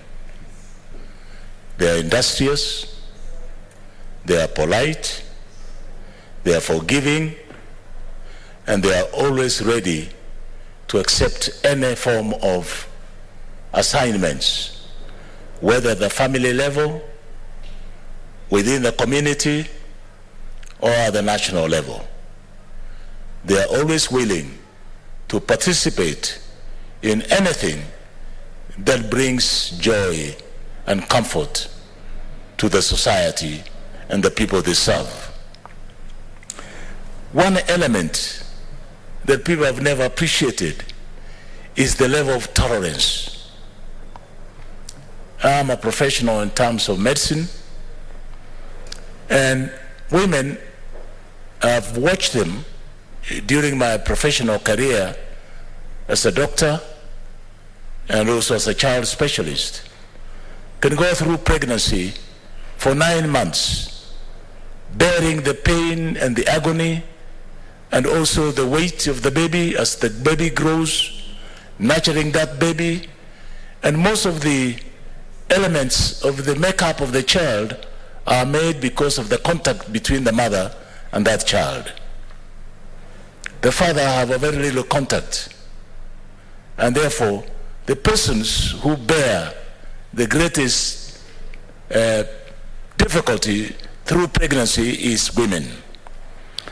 Sometimes some pregnancies are smooth and therefore delivery equally smooth, and some of the pregnancies do turn out to be very difficult indeed, because with complications, both pre and postpartum period, there are difficulties, and I know there are many.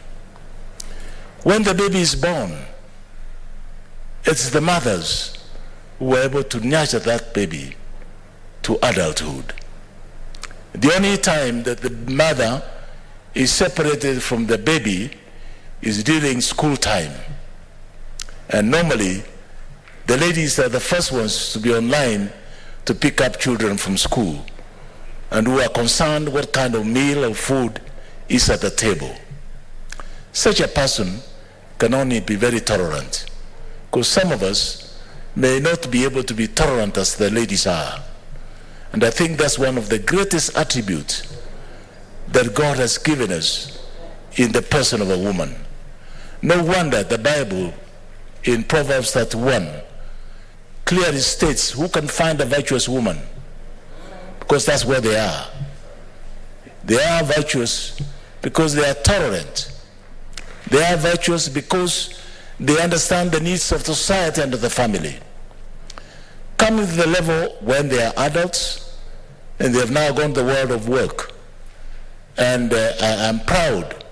At one time in this country, I was the chairman of Kenya Athletics Association.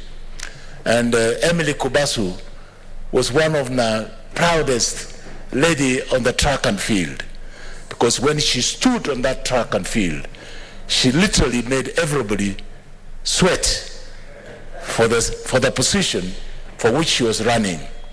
As she ran on that line, there were those others who were javelin throwers, and they created a national and international specter when they were participating in that arena, including the boxer, Assunta.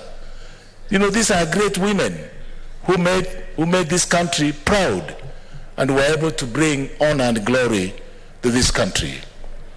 At the academic level, at the University of Nairobi, when I was the university professor, I interacted with many women who have been able to change the academic prowess of the institutions to higher heights.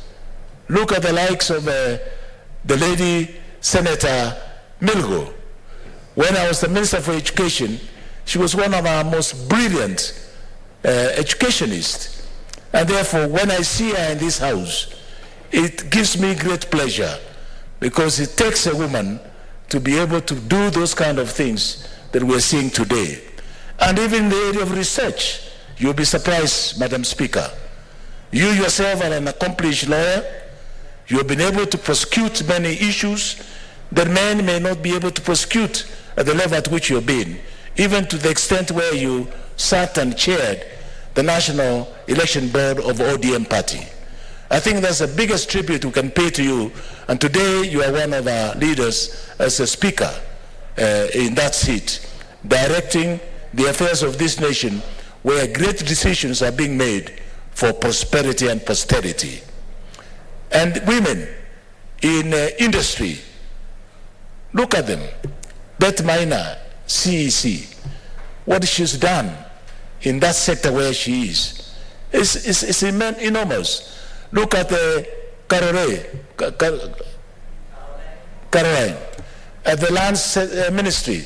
She's been able to automate and digitize that land ministry so that the mess which was there and the frustrations that people went through in seeking for a title deed is no longer pain in the neck, but it's a thing of the past. And this, it took a woman to be able to be ingenious in that place. My own daughter Carol, she's one of the best in Britain to be able to be a CEO of a company, and she was able to scale the heights, and she was one of them who was able to bring the Takwa windmill, the Ketraco, that transmission lines. She oversaw that as an engineer and a civil engineer, and be able to see that through for today for Kenyans to be able to access the power that we need so much, the clean energy that we need so much from various places, the power mills that we see from the other places, and many others. We can cite many others. In this very house itself and the National Assembly, we have had great women, and even women at the county assembly levels. So name it, at whatever level you are, our women have performed very well. And Kenyan women, and let me tell you that I too travel in Kenya Airways several times, and even the Emirates sometimes when there's no Kenya Airways. And when you see the courtesies on board, when you are traveling, it's our women who have brought us the pride, because you always hear that Kenya's women are very courteous and very sociable and very very, very accommodating in the sense that even when you feel distress in flight, they are able to relieve your distress in terms of talking to you in a manner which is polite and which is calming, and the tensions are cleared away. So what are we saying? That the Kenyan women, when we talk of equity in sharing, whether it's resources, whether it is parliamentary or political positions, or in social life, I think we must be alive to the very fact that we are, first and foremost, equal before the eyes of God. Nobody is born a lesser being than what we are today. And therefore, us individuals and as Kenyans, we should be able to do away with this one-third rule. I want to pay tribute to our women in Kisii County and in Nyamira County. They are celebrating the Women's Day, led by our Lady Senator Janet Ongera and many other people. As I'm speaking now, they are celebrating that day in Kisii town. And I want to wish them well. I wish I could have been there, but because of these other duties here in Senate, I pay tribute to what they are doing today and encourage them in the forthcoming elections that they turn up in big numbers. May for real, I'll be able to vote. My vote, I can cast my vote for a woman to be able to occupy advantageous position where we are able to gain from their experience and from their expertise. And therefore, we are celebrating the Women's Day because we know it is the day that all of us are all born of a woman, without an exception. And therefore, we must accept the realities of life. Sometimes we men, we brag too much, and yet at the end of the day, you are born of a woman. You are either born by your mother, and therefore we celebrate all the mothers. My mother is late, and therefore I celebrate her even then, because what I am today, from the grassroots where I grew, from the poverty level where I grew, to the level I am achieving the national and international status in my career, both in the academic career, in the political career, in the diplomatic circle, it's not a mean achievement. I only wish she was alive today to see what the son she brought up has been able to achieve. Therefore, great tribute to my late mother, because she did what she did for me to stand before this Honorable Senate and be able to pay tribute to both of our women colleagues. So therefore, Madam Speaker, this is a day we should all be happy. At the end of the day, even as we celebrate this day, when we get home, it's the women who are going to put the food at the table. Men don't even know where the food comes from. They are the ones who are concerned what kind of menu should be at the table. For men, for the adults, for the children, and for the other society. It's women who are able to reach out to the less fortunate in society, and they're able to participate very well in that society. Therefore, I take my hat off and I salute the International Women's Day. Congratulations, and God be with you all. Senator Naomi Wako, are you there? Yes, I am. Please proceed. Thank you. Thank you, Madam Speaker. I join my fellow senators to celebrate the Women's Day today. It is a great day for us, and especially us as women. Our society is made of women, and women have played greater part. As we all know, women are very industrious. They have served the society in different ways. And as we celebrate the Women's Day today, I do not want only to celebrate those who are learned and working and women who are leaders in different capacity, but I also want to celebrate the women who have even not gone to school, who are in the villages working day and night to bring up their children, because even if they have not gone to school, they have the natural or that knowledge that God has given them. They have worked very hard to bring up their children, and majority of them do that even without any support from any man. Many are single mothers, others are widowed, and these women work very hard. So I celebrate every woman today, both the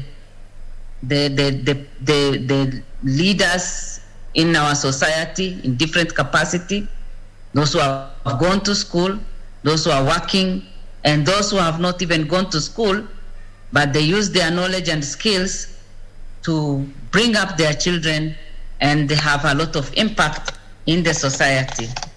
Madam Speaker, as you know very well, women are also very prayerful. They pray for the society, they pray for their families, they pray for us as leaders, and Kenya is what it is today because of the prayers of faithful women who have kept praying for this nation. And as we celebrate women, I want to request the security apparatus to give special attention to women wherever they are. Earlier today, I wanted to contribute to the young lady who has been harassed in the city of Nairobi and who suffered in the hands of the men who decided to molest her and do all the things they did. So I want to call upon the security team so that women can be well protected. They work day and night so that they can earn their living. They work day and night so that they can help the society to grow. So they must be given enough security. And we have many women who are aspiring to be elected in different positions. And we call upon the government to give every woman who is aspiring to be elected total protection, because we know even during the campaigns, women are intimidated, some of them are abused, others are beaten up, and others are given all manner of, name and everything. So let the government be alert, let them know that women deserve enough protection in our society. And Madam Speaker, from the experience, we have also seen that women provide effective leadership. And from experience, we have seen that the money that lands into women's hands serve the society better than the money that lands into men's hand. So my prayer is that women are well protected. They are given all the support they need, because when they are in control of money, finances, and other resources, then everyone is assured of better life. And as our theme for the day is also on gender equality for better tomorrow, mine is just to say that in the entire country and different counties, let us try to capacity build women, because even those who have not gone to school have that knowledge that can help the families and also build the society. Many have not gone to school, but we keep on saying we are the way we are because of our mothers. I am the way I am because of the sacrifices that my mother has made. And I am the way I am because my mother stood with me and made me who I am today. And many great leaders have referred to their mothers as their role model, as the people of respect. Women deserve protection. Women deserve all the support that we need to get from the government, so that we can have that input that we can give to the society today. I salute all women, and I pray that all women who are aspiring to be leaders to be elected in August will all go through successfully so that we can have a better society and a better nation under the leadership of great women that God has given us. Thank you. Happy Women's Day. Thank you, Senator Naomi. We now move to Senator Melgo Alice. Thank you, Madam Speaker, for this chance to also stand with my colleagues to celebrate the Women's Day. And first of all, let me take this opportunity to thank Senator Gertrude Musurube for bringing such a great statement. She's always in it to bring various days that we celebrate in this country. Let me thank this organization, International Women's, the organization that organized International Women's Day to celebrate the women. Madam Speaker, many women have been mentioned that are worth celebrating, and as I stand here, I want to celebrate the great women all over the world that have contributed in one way or another to the worthy causes that we have experienced everywhere we've gone. As we are even celebrating, I've just come from Britain, Madam Speaker, and that was the day when Captain Karauri was flying the Embraer 190, that is flight to London, and she was able to land it very well. It was a scary moment, but then... You are telling us that you were in that flight? Oh yes, it was a scary moment, but then she managed to land it very carefully, and then later on we did realize that there were a number of pilots who actually had a challenge landing.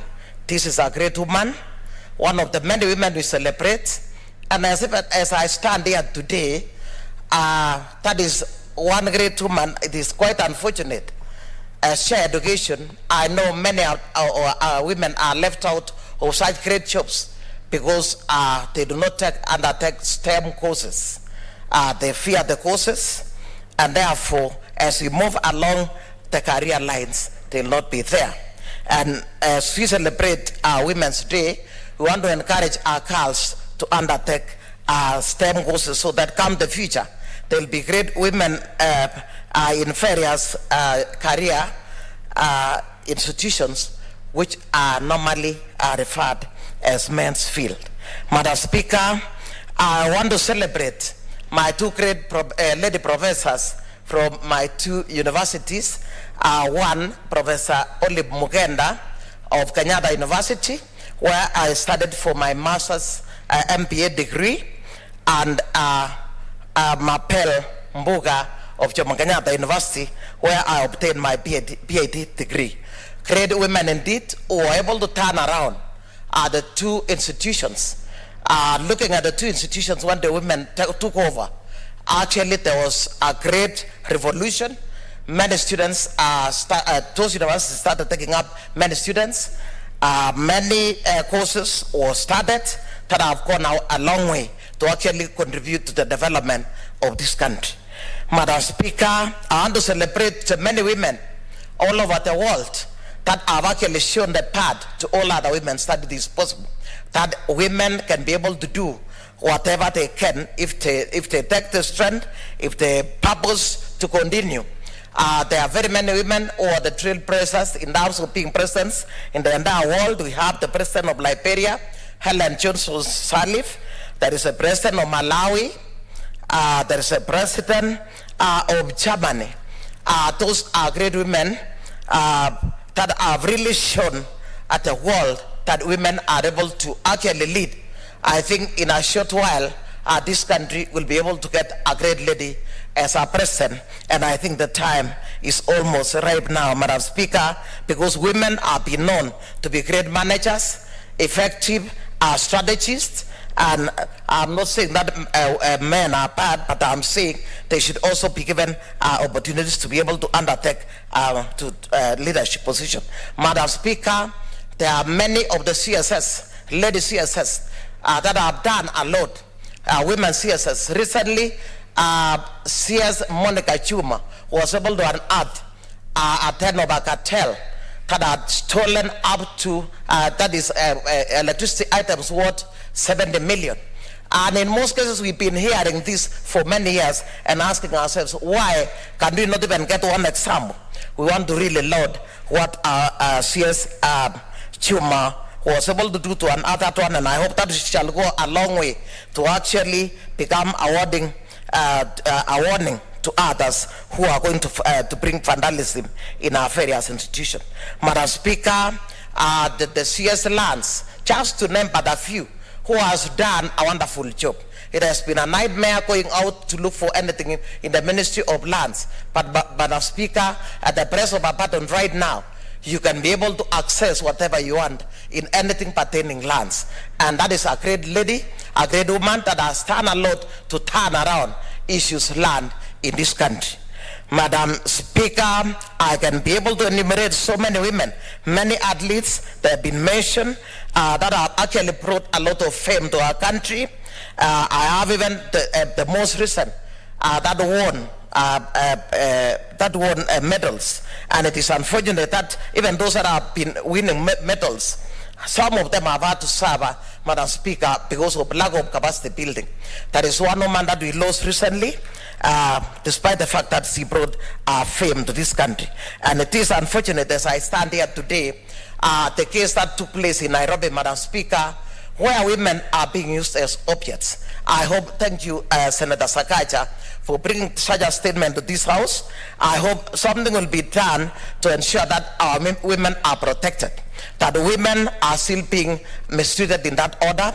As I'm standing here, as we celebrate Women's Day, Madam Speaker, it is still unfortunate that even this House has not even attained the two-third gender rule. It is unfortunate, as I say, that in very many other areas, women have not been given the recognition they deserve, despite the many contributions that they do make. I want to continue even celebrating the governors, the 3 governors that were the trailblazers to the ladies. I hope this election will bring on board more governors. It is unfortunate that my county lost a great lady, Governor Dr. Chase Laboso, who was a very aggressive lady. I know she would have done a lot for Bomet County. And she's one of the first 3 governors that have shown us the way, and I'm sure we are able to climb that particular area without any fear anymore. Madam Speaker, I want to celebrate the many other women that are toiling even in the fields. Many women in my county, Bomet County, that have gone to black tea. They have gone to collect firewood to be able to put food on the table. They are doing very many odd jobs, Madam Speaker, to be able to put food on the table. These are the great women. They are able to bring up children, sometimes single-handedly. And as I'm celebrating the great women of Bomet, my own county, I want to celebrate my own mother, the late Mary Tapsabe Rono, who also brought us up single-handedly for many years and was able to take us to various institutions of learning.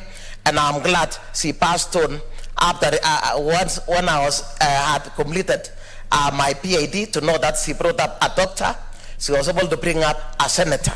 Madam Speaker, I wish to celebrate my 2 daughters, Mercy Chemweno Milgo and Matilda Chiroti Milgo, who are both accountants at CPK and KRA. I'm so proud of them, and come the future, I'm sure I'll hand down the mantle of leadership to them. Madam Speaker, I can go on and on. Yes. Information from Senator Sakaja.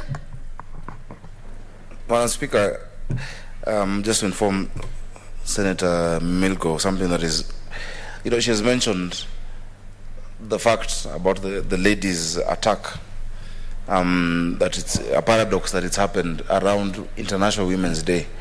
But Madam Speaker, on top of that, the biggest paradox is that this callous violation took place on Wangari Maathai Road.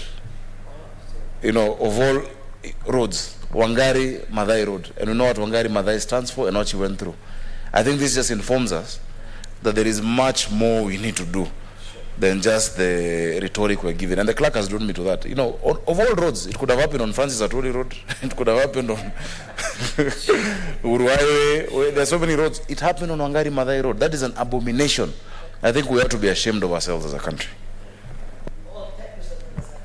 More information or point of order from Senator George Ochilo.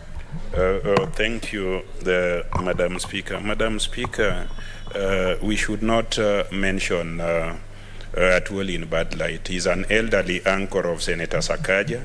He is a man who does not have access to this house. Can Senator Sakaja leave Mzee Atwoli alone and mention Ochila Yako Road or Cherargai Road or some other road? But Atwoli is an elderly person.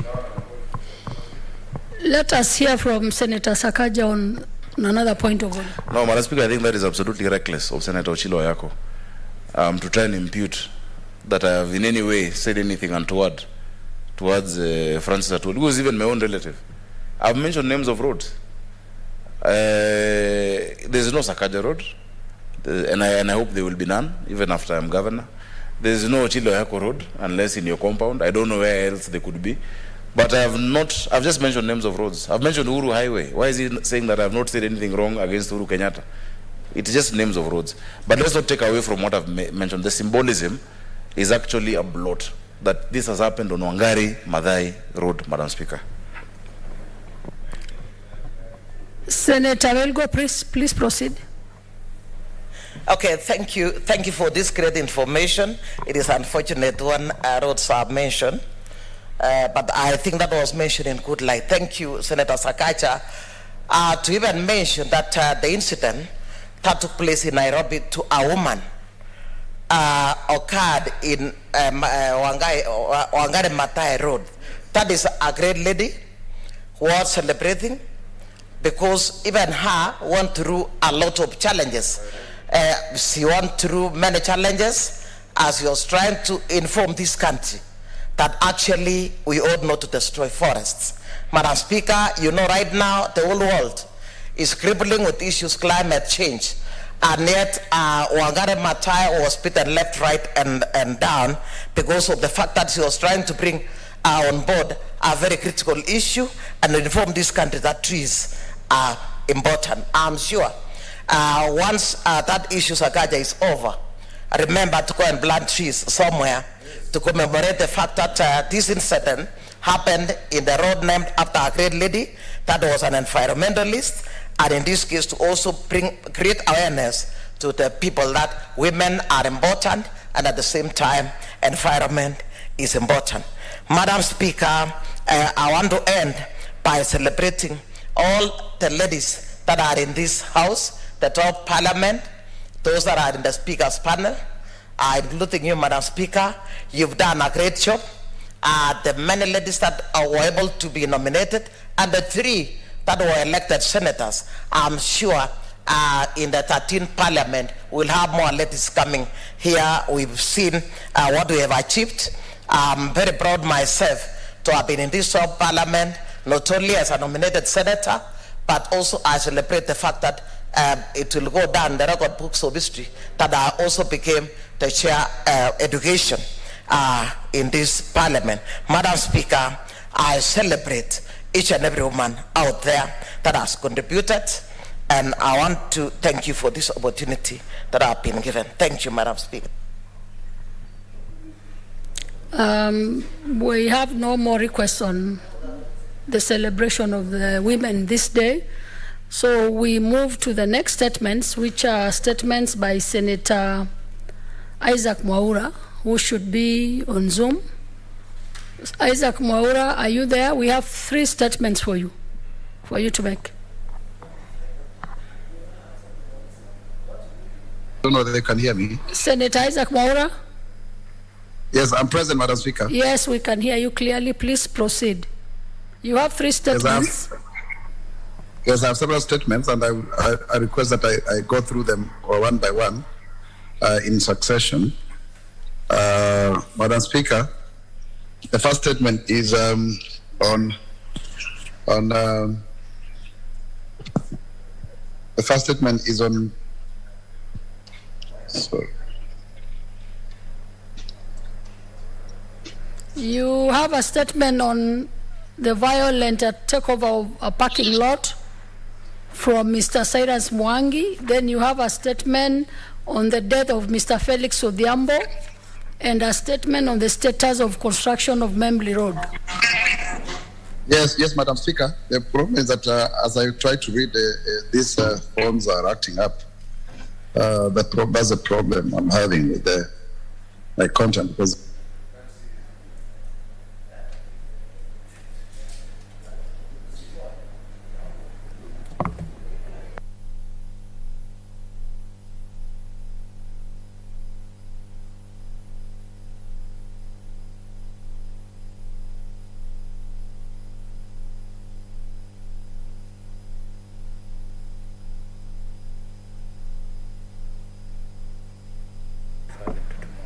Senator Mwaura, are you online?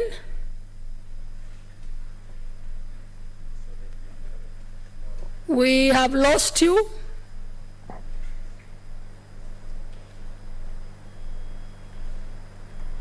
Senator Mwaura?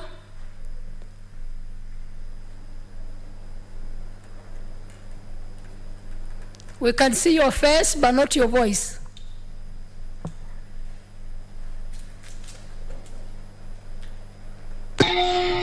no, I can speak now, Madam Speaker. Yes, do you have the approved versions of the statements? I'm told Yes. You have the approved ones.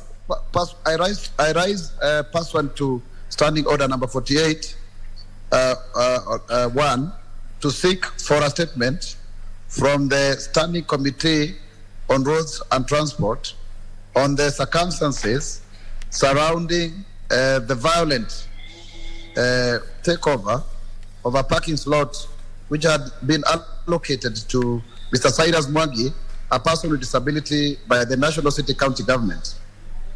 In the statement, the committee should, 1, shed light on the circumstances surrounding the violent takeover by the Kukena Sacco of a parking slot which had been allocated to Mr. Cyrus Mwangi, a person with disability, on 27 April 2018, an incident which left Mr. Mwangi hospitalized and incapacitated for a period of 6 months, giving reasons for the discrimination of Mr. Mwangi on the basis of his disability. 2, inform the Senate of the action taken against Nairobi County officers responsible for physically maiming and incapacitating Mr. Mwangi.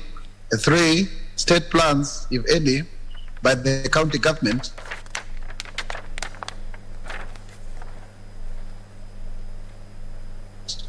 to compensate Mr. Mwangi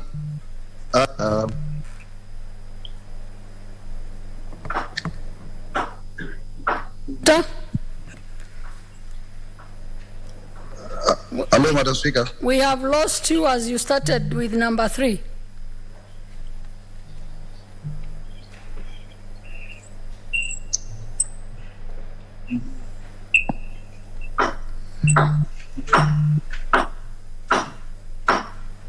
We can't hear you.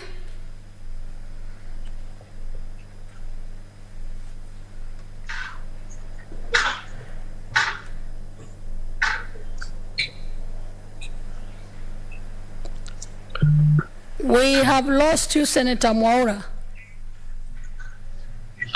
Madam Speaker, I'm still online. Yes, but we can't hear you. You stopped at number 3. Yeah, Madam Speaker. Yes, proceed.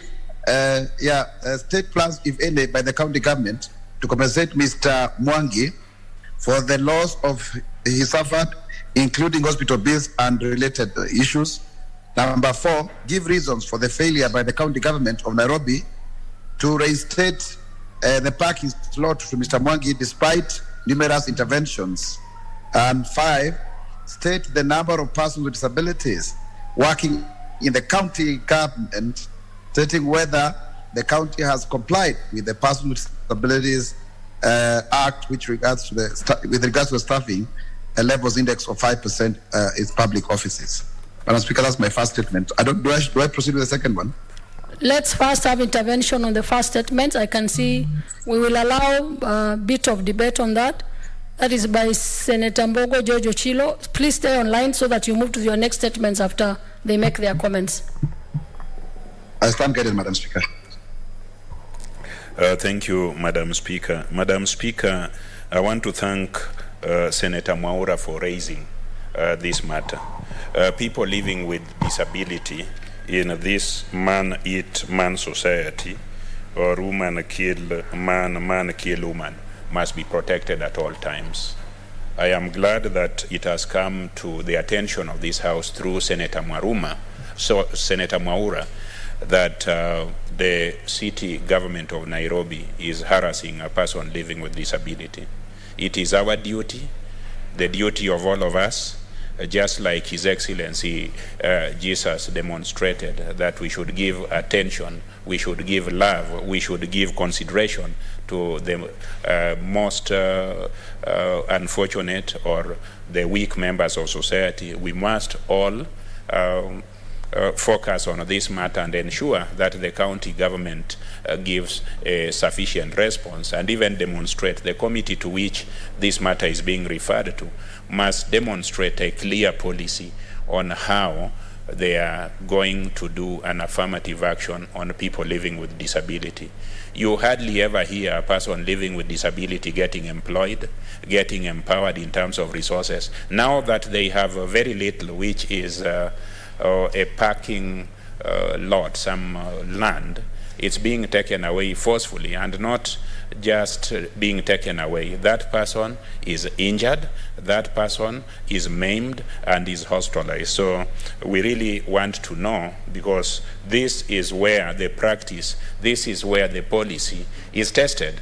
We want to know what has been done to the people who are involved. We want to know what is being done to compensate this person, and what is being done by way of affirmative action to people living with disability who have made requests to be allocated such parcels of land or such opportunities that all of us are craving for. Thank you, Madam Speaker. Senator Inima Gertrude. Thank you, Honorable Speaker, for the opportunity. And indeed, Senator Mwaura has brought a very important statement on the floor of this House, and a statement that is touching on real life of persons with disabilities. And Honorable Speaker, allow me to say that I have witnessed many times in Nairobi where you find that a person with disabilities does not have a parking area, and sometimes when you look at the areas reserved for them, you'll find that the cars that are parked there are not for persons with disabilities. When you look at the disability sticker, it is not there. Some of them are very big cars, some of them are even Mercedes, Prados, and it is really unfair, because Kenya is a signatory to state parties that signed the Convention on the Persons with Disabilities Rights, and it is even enshrined in the Constitution about accessibility of persons with disabilities. And so sometimes, so Honorable Speaker, you find that if a person with disabilities is in the streets of Nairobi and wants to purchase something, you find that when it comes to where to park his or her vehicle, it becomes a nightmare, because the parking lots are not there. And I want to suggest, Honorable Speaker, as you even make a ruling that this statement goes to the specific committee, then the county government should actually be brought on board to say why they have not really adhered to the accessibility issue on persons with disabilities, Honorable Speaker. I remember at one point I made a lot of Nairobi with the city askaris when I wanted to park my vehicle. I did not have a parking place, but then there was a car without a sticker, a disability sticker that had parked there. And I remember doing a lot of drama until the owner of the vehicle was brought and he removed his vehicle. It is really unfair, because persons with disabilities have a right to go to any social place if they want to purchase anything in town, so they should be allowed. And even, Honorable Speaker, just in the same breath, there's need for, in every street, we should have parking lots for persons with disabilities, so that at least we have 3 parking lots in every street, and they should not apply only to Kakamega, to this county. It should apply in all other counties counties, the 47 counties, so that in towns there are places for persons with disabilities. Because if you go to Kijabe Street sometimes, you will find also people coming to ECT as carriers. They want you to pay money, yet you have the disability sticker until you have to really remind them that you need to buy something at Kijabe Street. So this is an issue that should not be taken for granted. And the Honorable Speaker, allow me to tell Senator Mwaura to ensure that this is enshrined in the PWD Act, Amendment Act, that there is need for parking lots reserved for persons with disabilities, Honorable Speaker, because having a disability is already a challenge. It's not a walk in the park. So we need to allow also persons with disabilities to just enjoy, you know, like any other person. If they want to buy something in the market, if they want to buy anywhere else, let us be empathetic to persons with disabilities. I support this statement, Honorable Speaker. Senator Sakaja Johnson.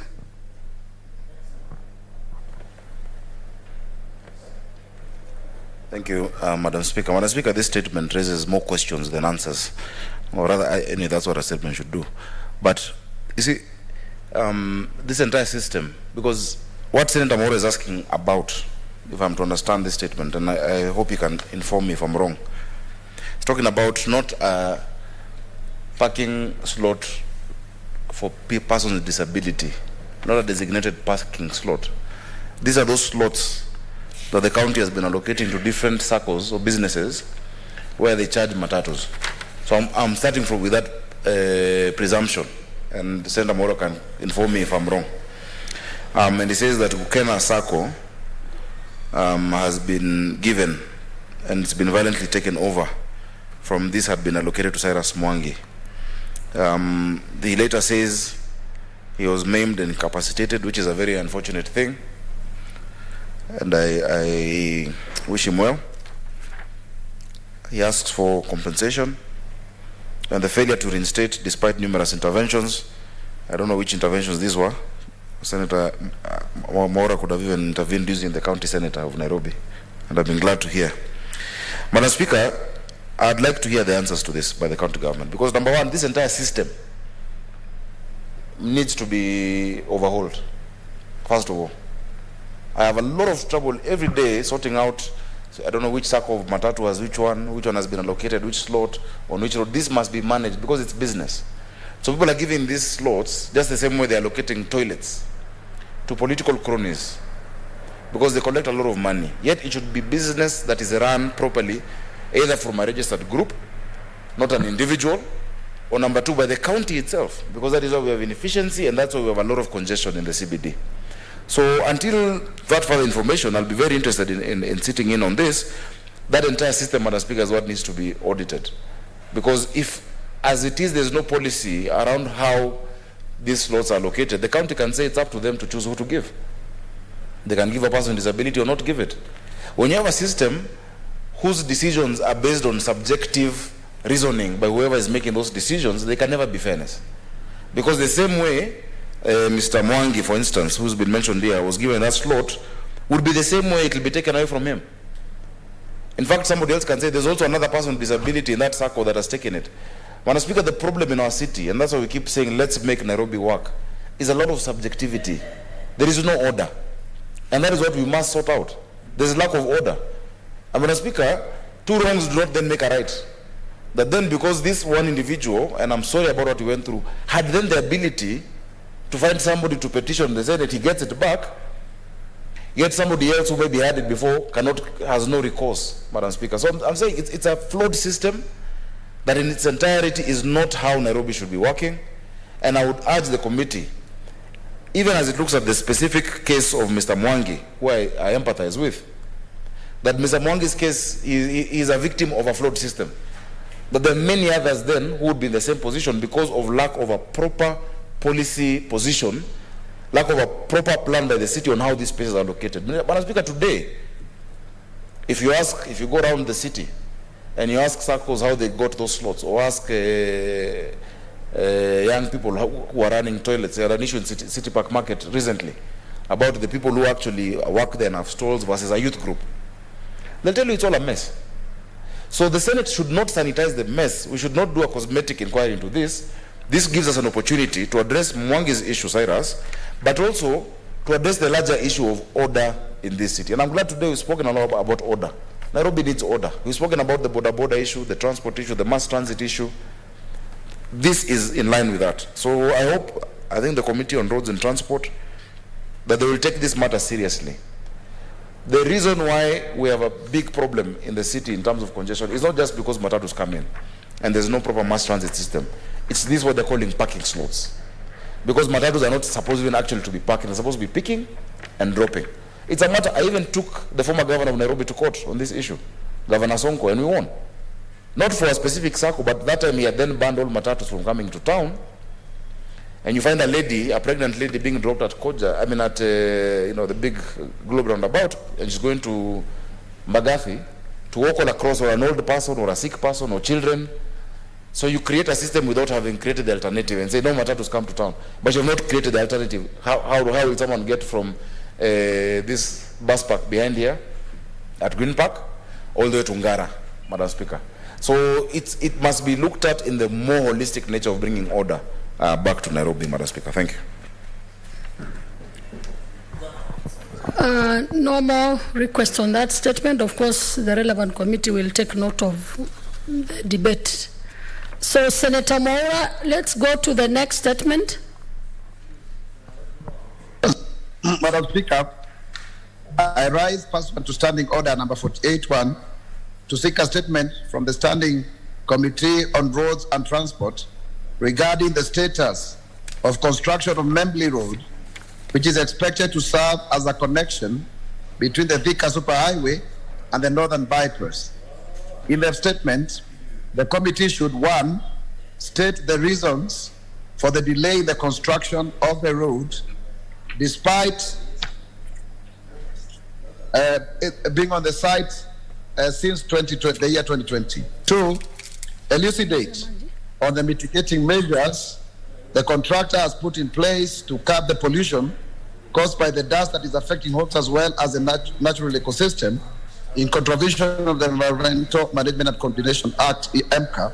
And 3, outline the mechanisms put in place by the ministry and its relevant agencies, if any, to ensure that contractors adhere to the timeline stipulated in the contract.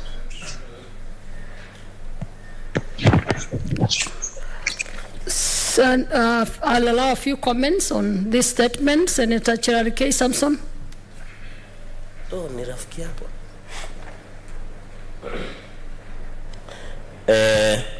Thank you, Madam Speaker, and I want to congratulate Senator Isaac Maura for this statement.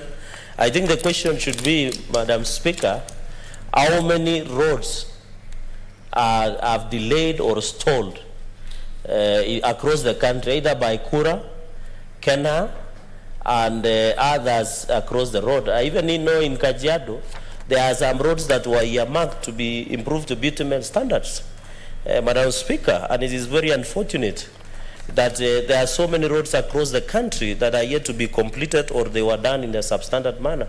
For example, in counties where we come from, there are contractors that have said on site, you ask Madam Speaker what they are doing, you are told by the Kera or Kenya or Kura that they are negotiating out of court.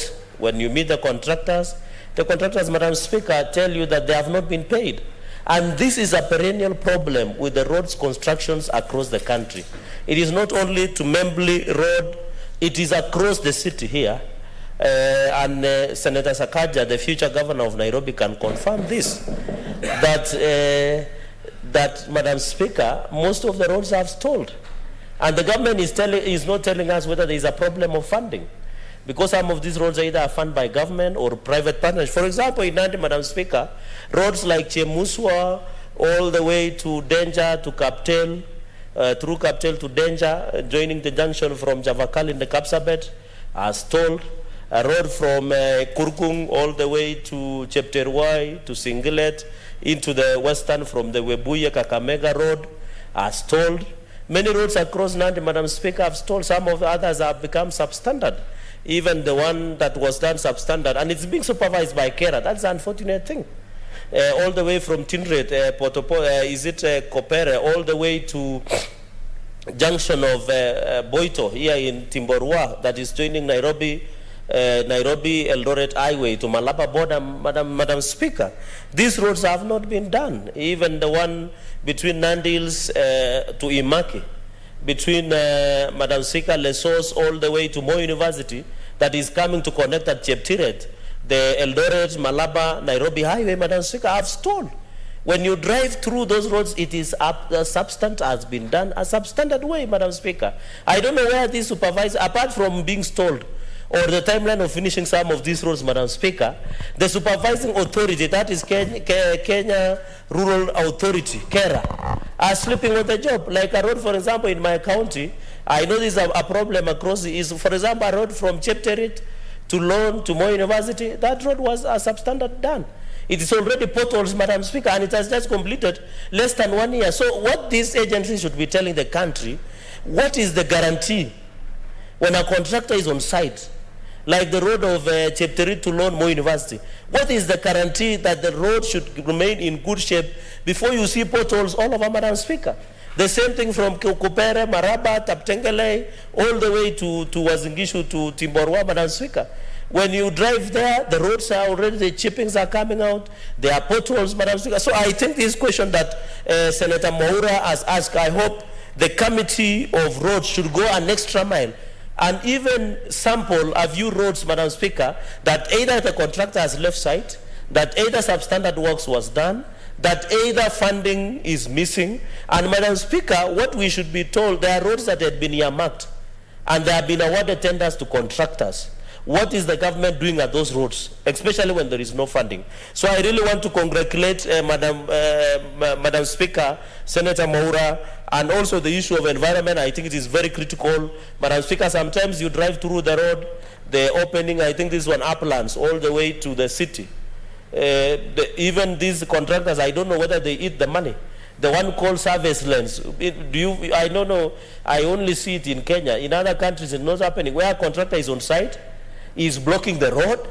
He has not created the service lane, or where motorists can use as an exit as they contract. That is why we have so many traffic jams in the city, even in the villages, because they are not considerate on the service lane. And finally, Madam Speaker, on the issue of environment, I think it is very important. Even as we improve our roads and infrastructure, we must be very keen towards the environment. And when we talk about this expressway, which I had requested a question, this one on expressway, Nairobi Expressway, I think there was push and pull when they wanted to contract through the Uhuru Park, where people relax. And I thought that was at least finally they didn't destroy that flora and fauna.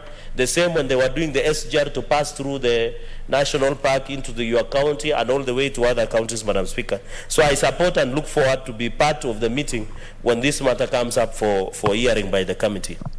Senator Mbogo George Ochilo. Thank you, Madam Speaker, and I want to thank Senator Mwaura for the issues he has raised. Two issues stick out. Madam Speaker, we have constructions that are going on all over the nation, and they are going on very important roads that we use regularly. For those who go to Kisumu, Kakamega Road, when you pass a place called Kondele, as you approach Senator Cherargai's road, contractors have been on that side forever. Madam Speaker, that road has not been used by anybody. The contractors are there. I wonder what they are doing there. They actually have been occupying that road more than constructing it.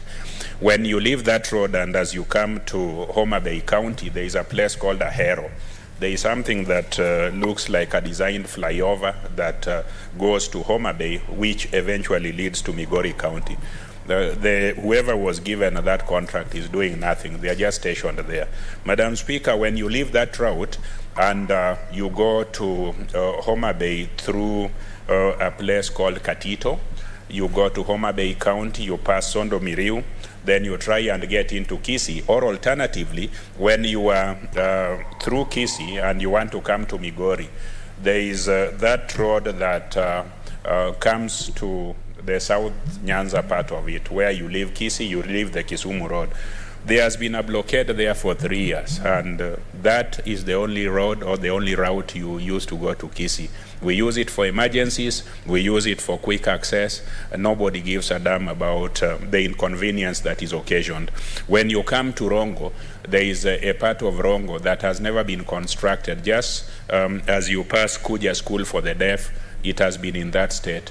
When you go all the way to Migori, constructions have been going on for the last 3 years. Madam Speaker, what I'm saying is these contractors and those who are responsible for them under the Ministry of Road, those authorities must know that people want value for money immediately. We cannot be in a state of construction, of emergency forever. Madam Speaker, secondly and lastly, which is important, most of our people suffer from asthma and dust-related diseases. There is nothing that the authorities, including NEMA and those responsible for roads, are doing to ensure that dust and such sufferings are not visited on our people. Here in Nairobi, around Karen, the Ngong Road that goes to Karen Shopping Center, which has been under construction for many, many years. There is total disregard of the dust that affect us, affect our people, and affect everybody. So it is important for the responsible authorities, NEMA and the Roads Authority, to ensure timely completion of those roads, or they give the committee information as to when they will ensure that the contractual time is adhered to. And lastly, they also ensured that those undertaking construction do not become a nuisance, do not become a problem when it comes to dust and other environmental concerns. Thank you, Madam Speaker. Senator Maura, we go to your last statement.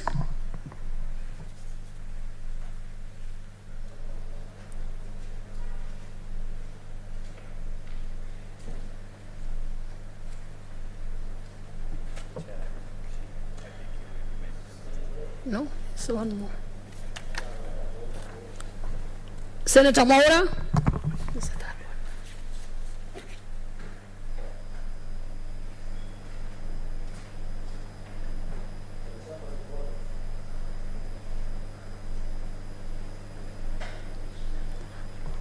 Senator Maura, for your last statement on the circumstances surrounding the death of Mr. Felix Odhiambo.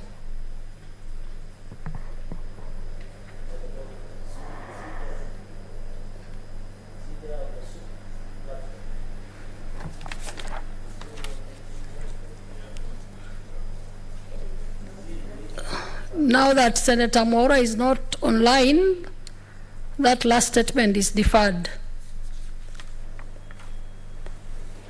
Next order.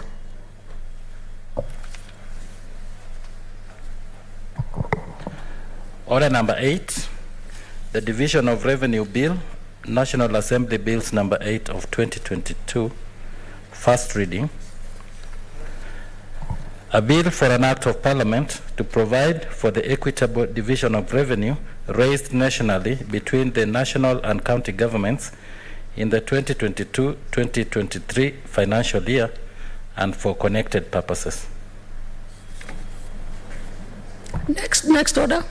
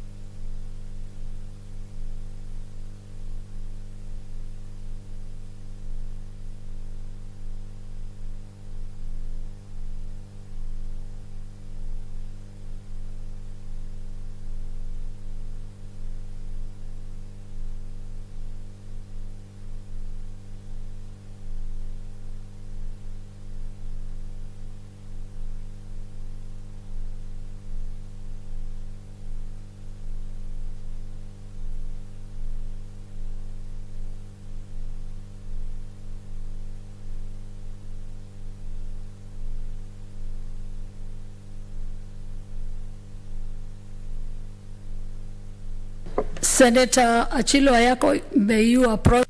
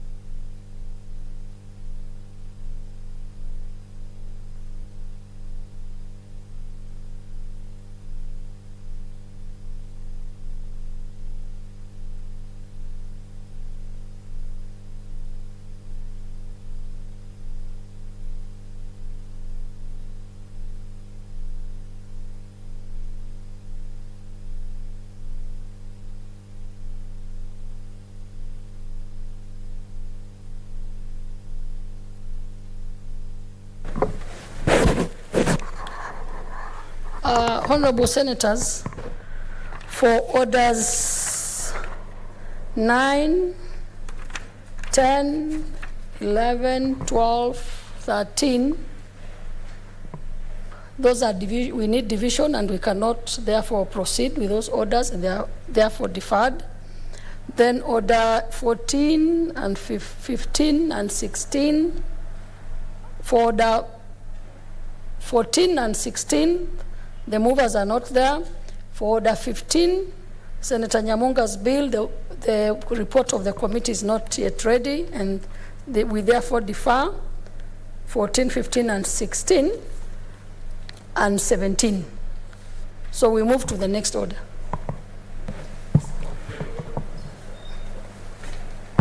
Yes, Senator Mogeni. Madam Speaker, I wanted to raise on a point of order on the way we have led processing our bills. The last week, part one, Madam Speaker, this House considered the elections amendment bill that was sponsored by Senator Kipchumba Murkomen. Madam Speaker, this bill was processed before the Committee of Justice, Legal Affairs and Human Rights had tendered its report on the floor of the House. And I had written a letter to the Speaker of the National Assembly, our Speaker, that's the Speaker of the Senate, drawing his attention to the fact that I was out of the country and we needed more time as a committee to bring our report to the floor and sponsor some amendments on that particular bill. And Madam Speaker, the delay on finalization of our report was that we were waiting for communication from the Salaries Remuneration Commission on the likely implications of us deleting the degree requirement from qualifications for those seeking to vie for positions of members of parliament. So, Madam Speaker, that bill was considered without the input of my committee, meaning, Madam Speaker, that public participation that was undertaken by the committee did not find its way to the floor of the House. And Madam Speaker, you know that our courts have ruled not once but on very many occasions that though we are not bound by the views that we receive from the public, Parliament must consider the views, and the only way you consider the views, Madam Speaker, is by the committee engaging stakeholders, preparing a report, and then tabling it before the House. Now, in view of the fact, Madam Speaker, that this law has been enacted without the input of the report from my committee, meaning that we have not taken into account the views from the public, and that this bill was processed while my letter to the Speaker was on record, may I know what ruling the Speaker can give on the likely implications of passage of this bill without taking into account the views from the public. And then number two, which is final, Madam Speaker, There is a bill that was on the order paper today, the lifestyle audit bill. Madam Speaker, my committee is in the process of finalizing a report on the views that were received from the public, and we are still facing the same challenge. I don't know why people don't want to respect jurisprudence that is coming from courts that's supposed to direct us. We had an advert on public participation. We received views. We have prepared a report, and this bill is being pushed forward without input of that report. So I'm requesting, Madam Speaker, that you direct that bill be removed from the order paper for the next 2 weeks, so that my committee is able to finalize the report and table it before the House. It's a good bill, but it risks being declared maybe unconstitutional by our courts if we push it without my committee tabling before the House the views received from members of the public. So I'm requesting that you direct that bill be removed from the order paper for the next 2 weeks. Thank you, Madam Speaker. You've asked me to make 2 rulings. That is, I can start with the one. Let me start with the one on the lifestyle audit, which you have asked that it be pushed for the next 2 weeks. Automatically, that one will be, because we are going on recess from the day after tomorrow. So definitely there'll be time to do all that you need to do for that particular bill, and there is therefore no need for that ruling, because we'll be away for recess for maybe slightly about 10 days. So we cannot be able to process. Sorry. I note that there will be 2 more sittings tomorrow and the next day when we'll go on recess. So this one, I actually agree with you that it can be deferred for 2 weeks. That will give us sufficient time because we'll have gone on recess and we'll have come back, and it will be of no harm. It's been there in this order paper for quite some time. So it will be of no harm to defer it for 2 weeks. So I agree with you on that one. On the one of the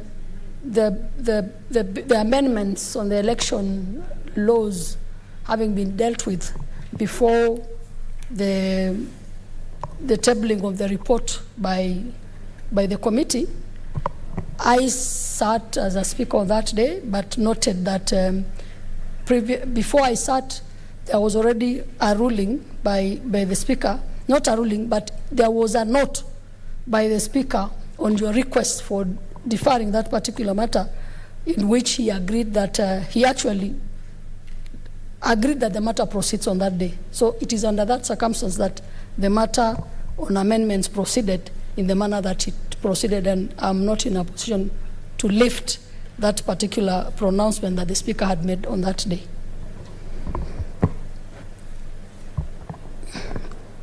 So you have another intervention? Yes. Not be challenging the ruling of the speaker, but I wanted you to make a specific ruling. What happens on a situation where a chair of a committee is out of the country on official business, which is known to the speaker, because I travel on the authority of the speaker. I write to draw his attention to the fact that I will not be able to present the report on behalf of the committee, and that letter is received by the speaker, but the House still proceeds to consider the business for which I've sought permission for it to be removed from the order paper, which is really contrary to the standing order. How should the House treat such a situation? That's the direction I wanted from the chair. Maybe I was not very clear, but let me repeat.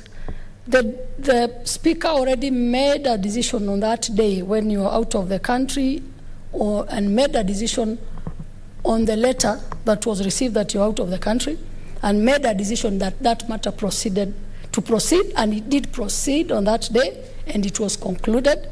So I am not in a position to lift a decision of the speaker that had already been made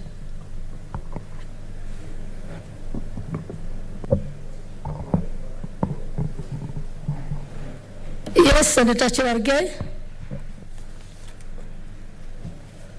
Speaker, although you have not called out this order, I wanted to make a comment, or I wait until... Which order?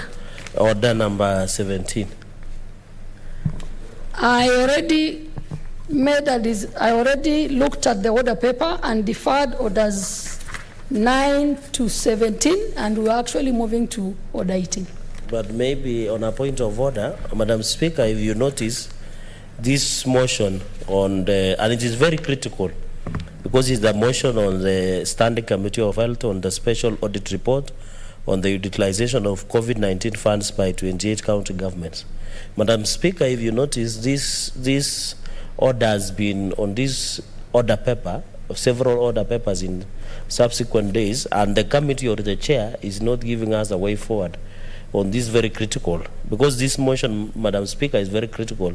You remember it's almost 2 years now since the first outbreak of COVID in the country, and it will be very important that we know, because even the Auditor General has already submitted the audit reports, and I think colleagues have picked copies, because personally I picked a copy from Auditor General. So it is important so that we know our counties, how did they utilize these funds. So I would request that using your powers, I don't know, or standing order number 1, that the chair of Committee of Health or any member of Health Committee to appear before the House, because some of us, Madam Speaker, have been coming to the House on several occasions trying to be able to follow this motion and be able to listen and understand whether our counties did utilize the COVID funds in a... So I don't know, you can either give an order for the chair to appear or the committee, or give direction that will make sure the committee can start the process so that as members we can participate. I thank you, Madam Speaker.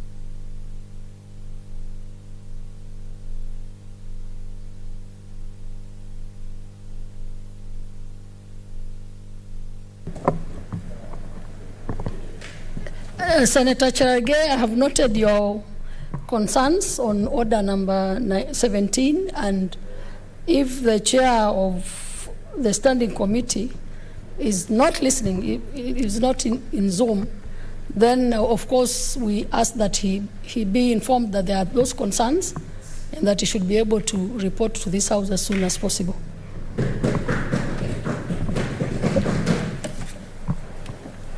So we move to order 18. Order number 18, motion, adoption of reports of the Sessional Committee on County Public Accounts and Investments on consideration of the reports by the Auditor General on the financial statements of various county executives for the financial years 2018-2019.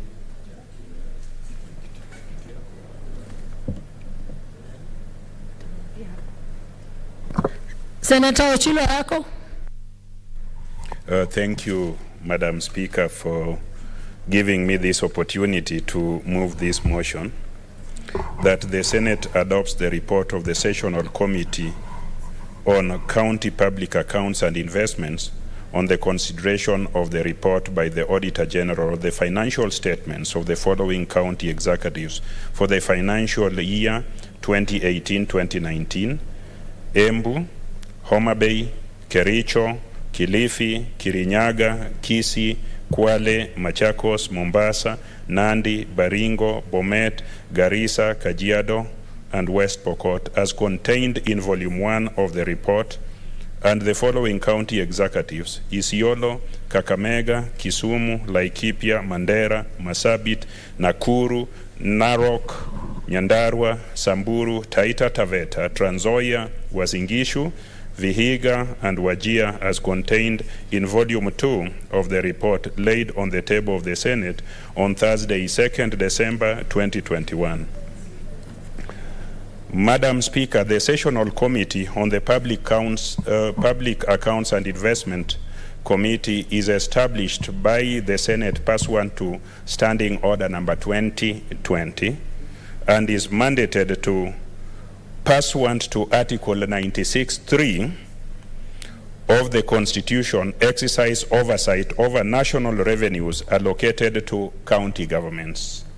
B, pursuant to Article 229, sub-Article 7 and 8 of the Constitution, examine the reports of the Auditor General on the annual accounts of county governments.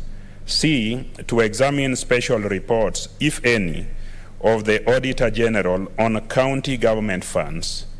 D, to examine the reports, if any, of the Auditor General on the county public investments. And E, to exercise oversight over county public accounts and investments.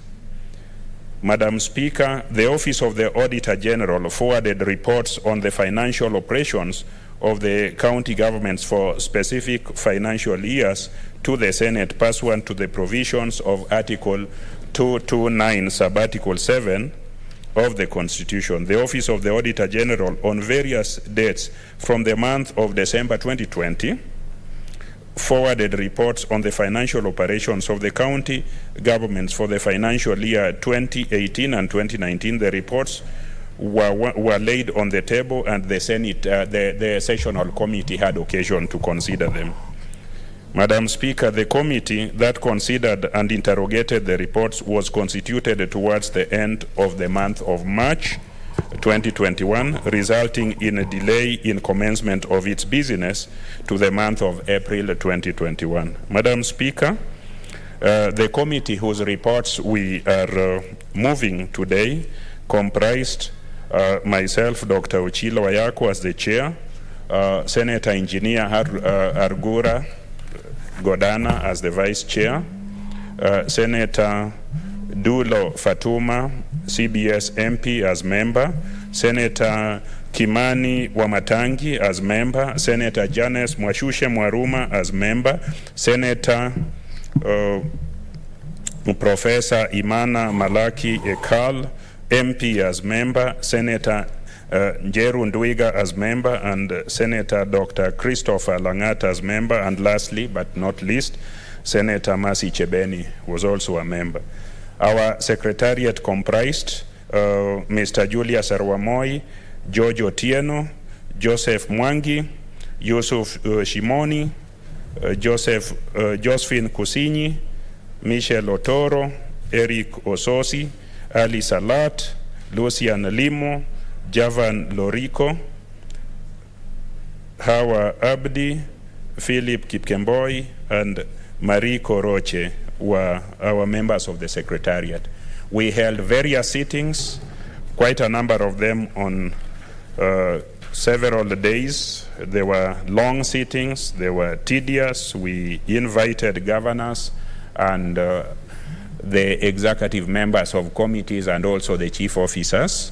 And we eventually came up with 2 volumes, which we have called Volume 1 and Volume 2, that were laid on the table and are now the subject matter of this motion.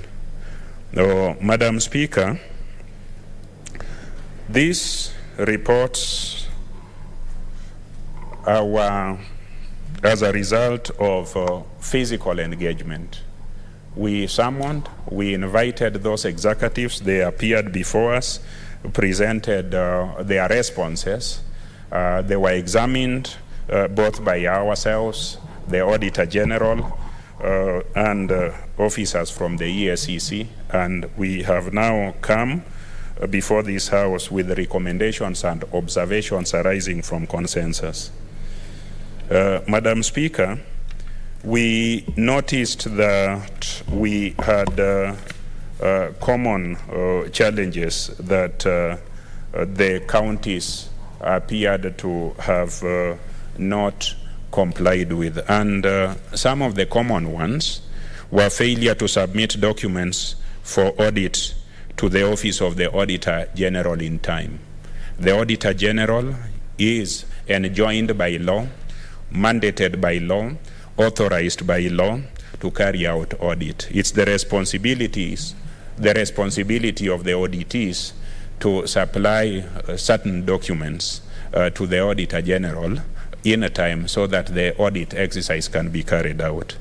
The counties that appeared before us were invariably late in availing these documents. So we observed that as a trend in their behavior. Two, we also observed that in most of the counties there was a lack of proper accounting and reconciliation. In spite of the large amounts of money that are allocated to counties, in spite of the fact that these counties are given leeway to hire qualified financial officers, they still were unable to properly present statements and carry out reconciliations as required by law.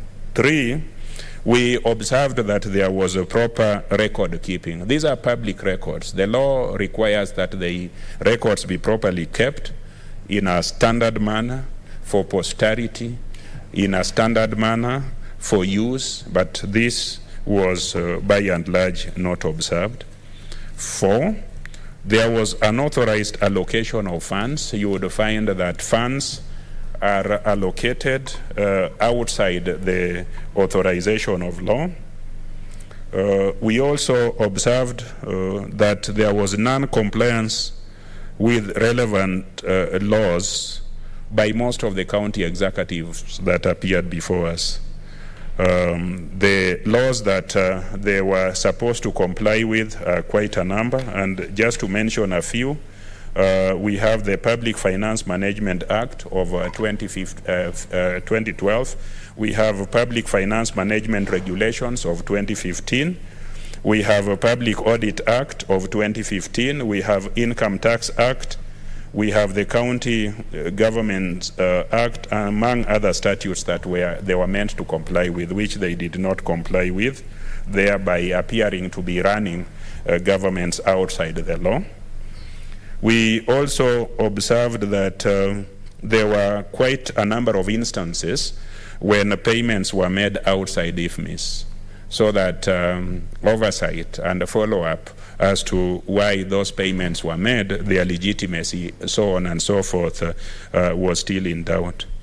We also observed that there was lack of an approved staff establishment. Recruitments were going anyhow. Recruitments were supposed to be done pursuant to an approved staff establishment, but most executives were eager to recruit people beyond or outside a proper staff establishment. We also observed that there was delay in project implementation, lack of updated fixed registers. We observed that there was irregular use of receipts or revenue at source without depositing them in the county revenue fund. We found that there were quite a huge list of unpaid bills, leading to colossal amounts called pending bills. And then there was lack of functional internal audit committees and lack of risk management policy framework. So the counties were being run in a manner that there were no internal auditors, audit committee, or a risk management framework. So, Madam Speaker, those are the general remarks about the state of the counties. Now, the reports that we are seeking adoption of talk specifically about every county and about specific audit issues. Madam Speaker, it is very frustrating to this House, it is very frustrating to this committee when year in, year out, we take our time, we spend public funds to interrogate reports, we write the reports, place them before this House and have them adopted, but there is no implementation. Madam Speaker, the ritual of discussing reports in this House, adopting them, is now becoming boring. And if nothing is done about it, then this House is likely to lose its sting, its teeth, when it comes to ensuring that public funds allocated for county government use goes to wastage. So, Madam Speaker, I want, as we debate this report, for all of us who are here, to think of ways and means of getting back our sting, ways and means of having the resolutions of this House implemented. Madam Speaker, you will find that from 2013 to 2014, the audit query that relates to monies that are used by the Council of Governors keep on recurring. The county executives keep on putting money and allocating it for Council of Governors. The issue that relates to Council of Governors is a national function. It is there in the Constitution and therefore should be funded by the national government. So a county like yours and mine with limited finances is still allocating millions of shillings for governors to come and operate in a club called the Council of Governors here in Nairobi, when it is clearly contrary to law, when the Auditor General in, year out, has indicated that it is outlawed. If such resolutions are adopted by this House and no action is taken, then you can see that that law and its sting is rendered important, because people don't give a damn about violation of the law, and even if the violation is known, nobody brings to book the violators of law. Madam Speaker, you will find that year in, year out, resolutions are adopted in this House recommending action against county executives, county executive members who do not avail documents for audit. Madam Speaker, close look at Section 62 of the Public Audit Act. Section 62, you will find, gives a directive to the ODT that the information and documents must be available to the Auditor General in a time, and that where it is not possible to avail it in a time, that the information must be availed within a reasonable time. So there is an audit cycle that begins by the Auditor General asking for those documents within 2 weeks. Those documents or information is not available to the Auditor General. The Auditor General will remind the auditee that they still require those documents. When that does not happen, there is also an opportunity after the audit issue has been raised and the report tabled before this House for the concerned county to bring that information before the matter is raised before the Senate. That never happens. Madam Speaker, the law at Section 60 of the Public Audit Act is very clear. Failure to do so attracts imprisonment for 3 years or a fine not exceeding 5 years. Madam Speaker, all the recommendations that have been made to put the law in motion and therefore bring to book these violators of law have not been implemented since 2013. So this House, again, is at it. You will find such recommendations being made year in, year out, but the executive who are charged with implementing the resolution of this House, particularly the office of the Director of Public Prosecution, acting together with the ESCC, do not take action when this House makes such resolution. Madam Speaker, there are quite a few governors who have defied the invitation to appear before this committee. This committee has eventually summoned them. This committee has directed that they be fined. Those fines have never been paid because of the lack of excitement, lack of commitment on the part of the executive to ensure that this august house, with its oversight mandate, its resolutions are enforced by the authority that is supposed to enforce them. So these are part of the weaknesses that become problematic when it comes to ensuring that the onerous responsibility of oversight is carried out to its implementation by this House. And when we make a resolution that certain action be taken, it is taken. Madam Speaker.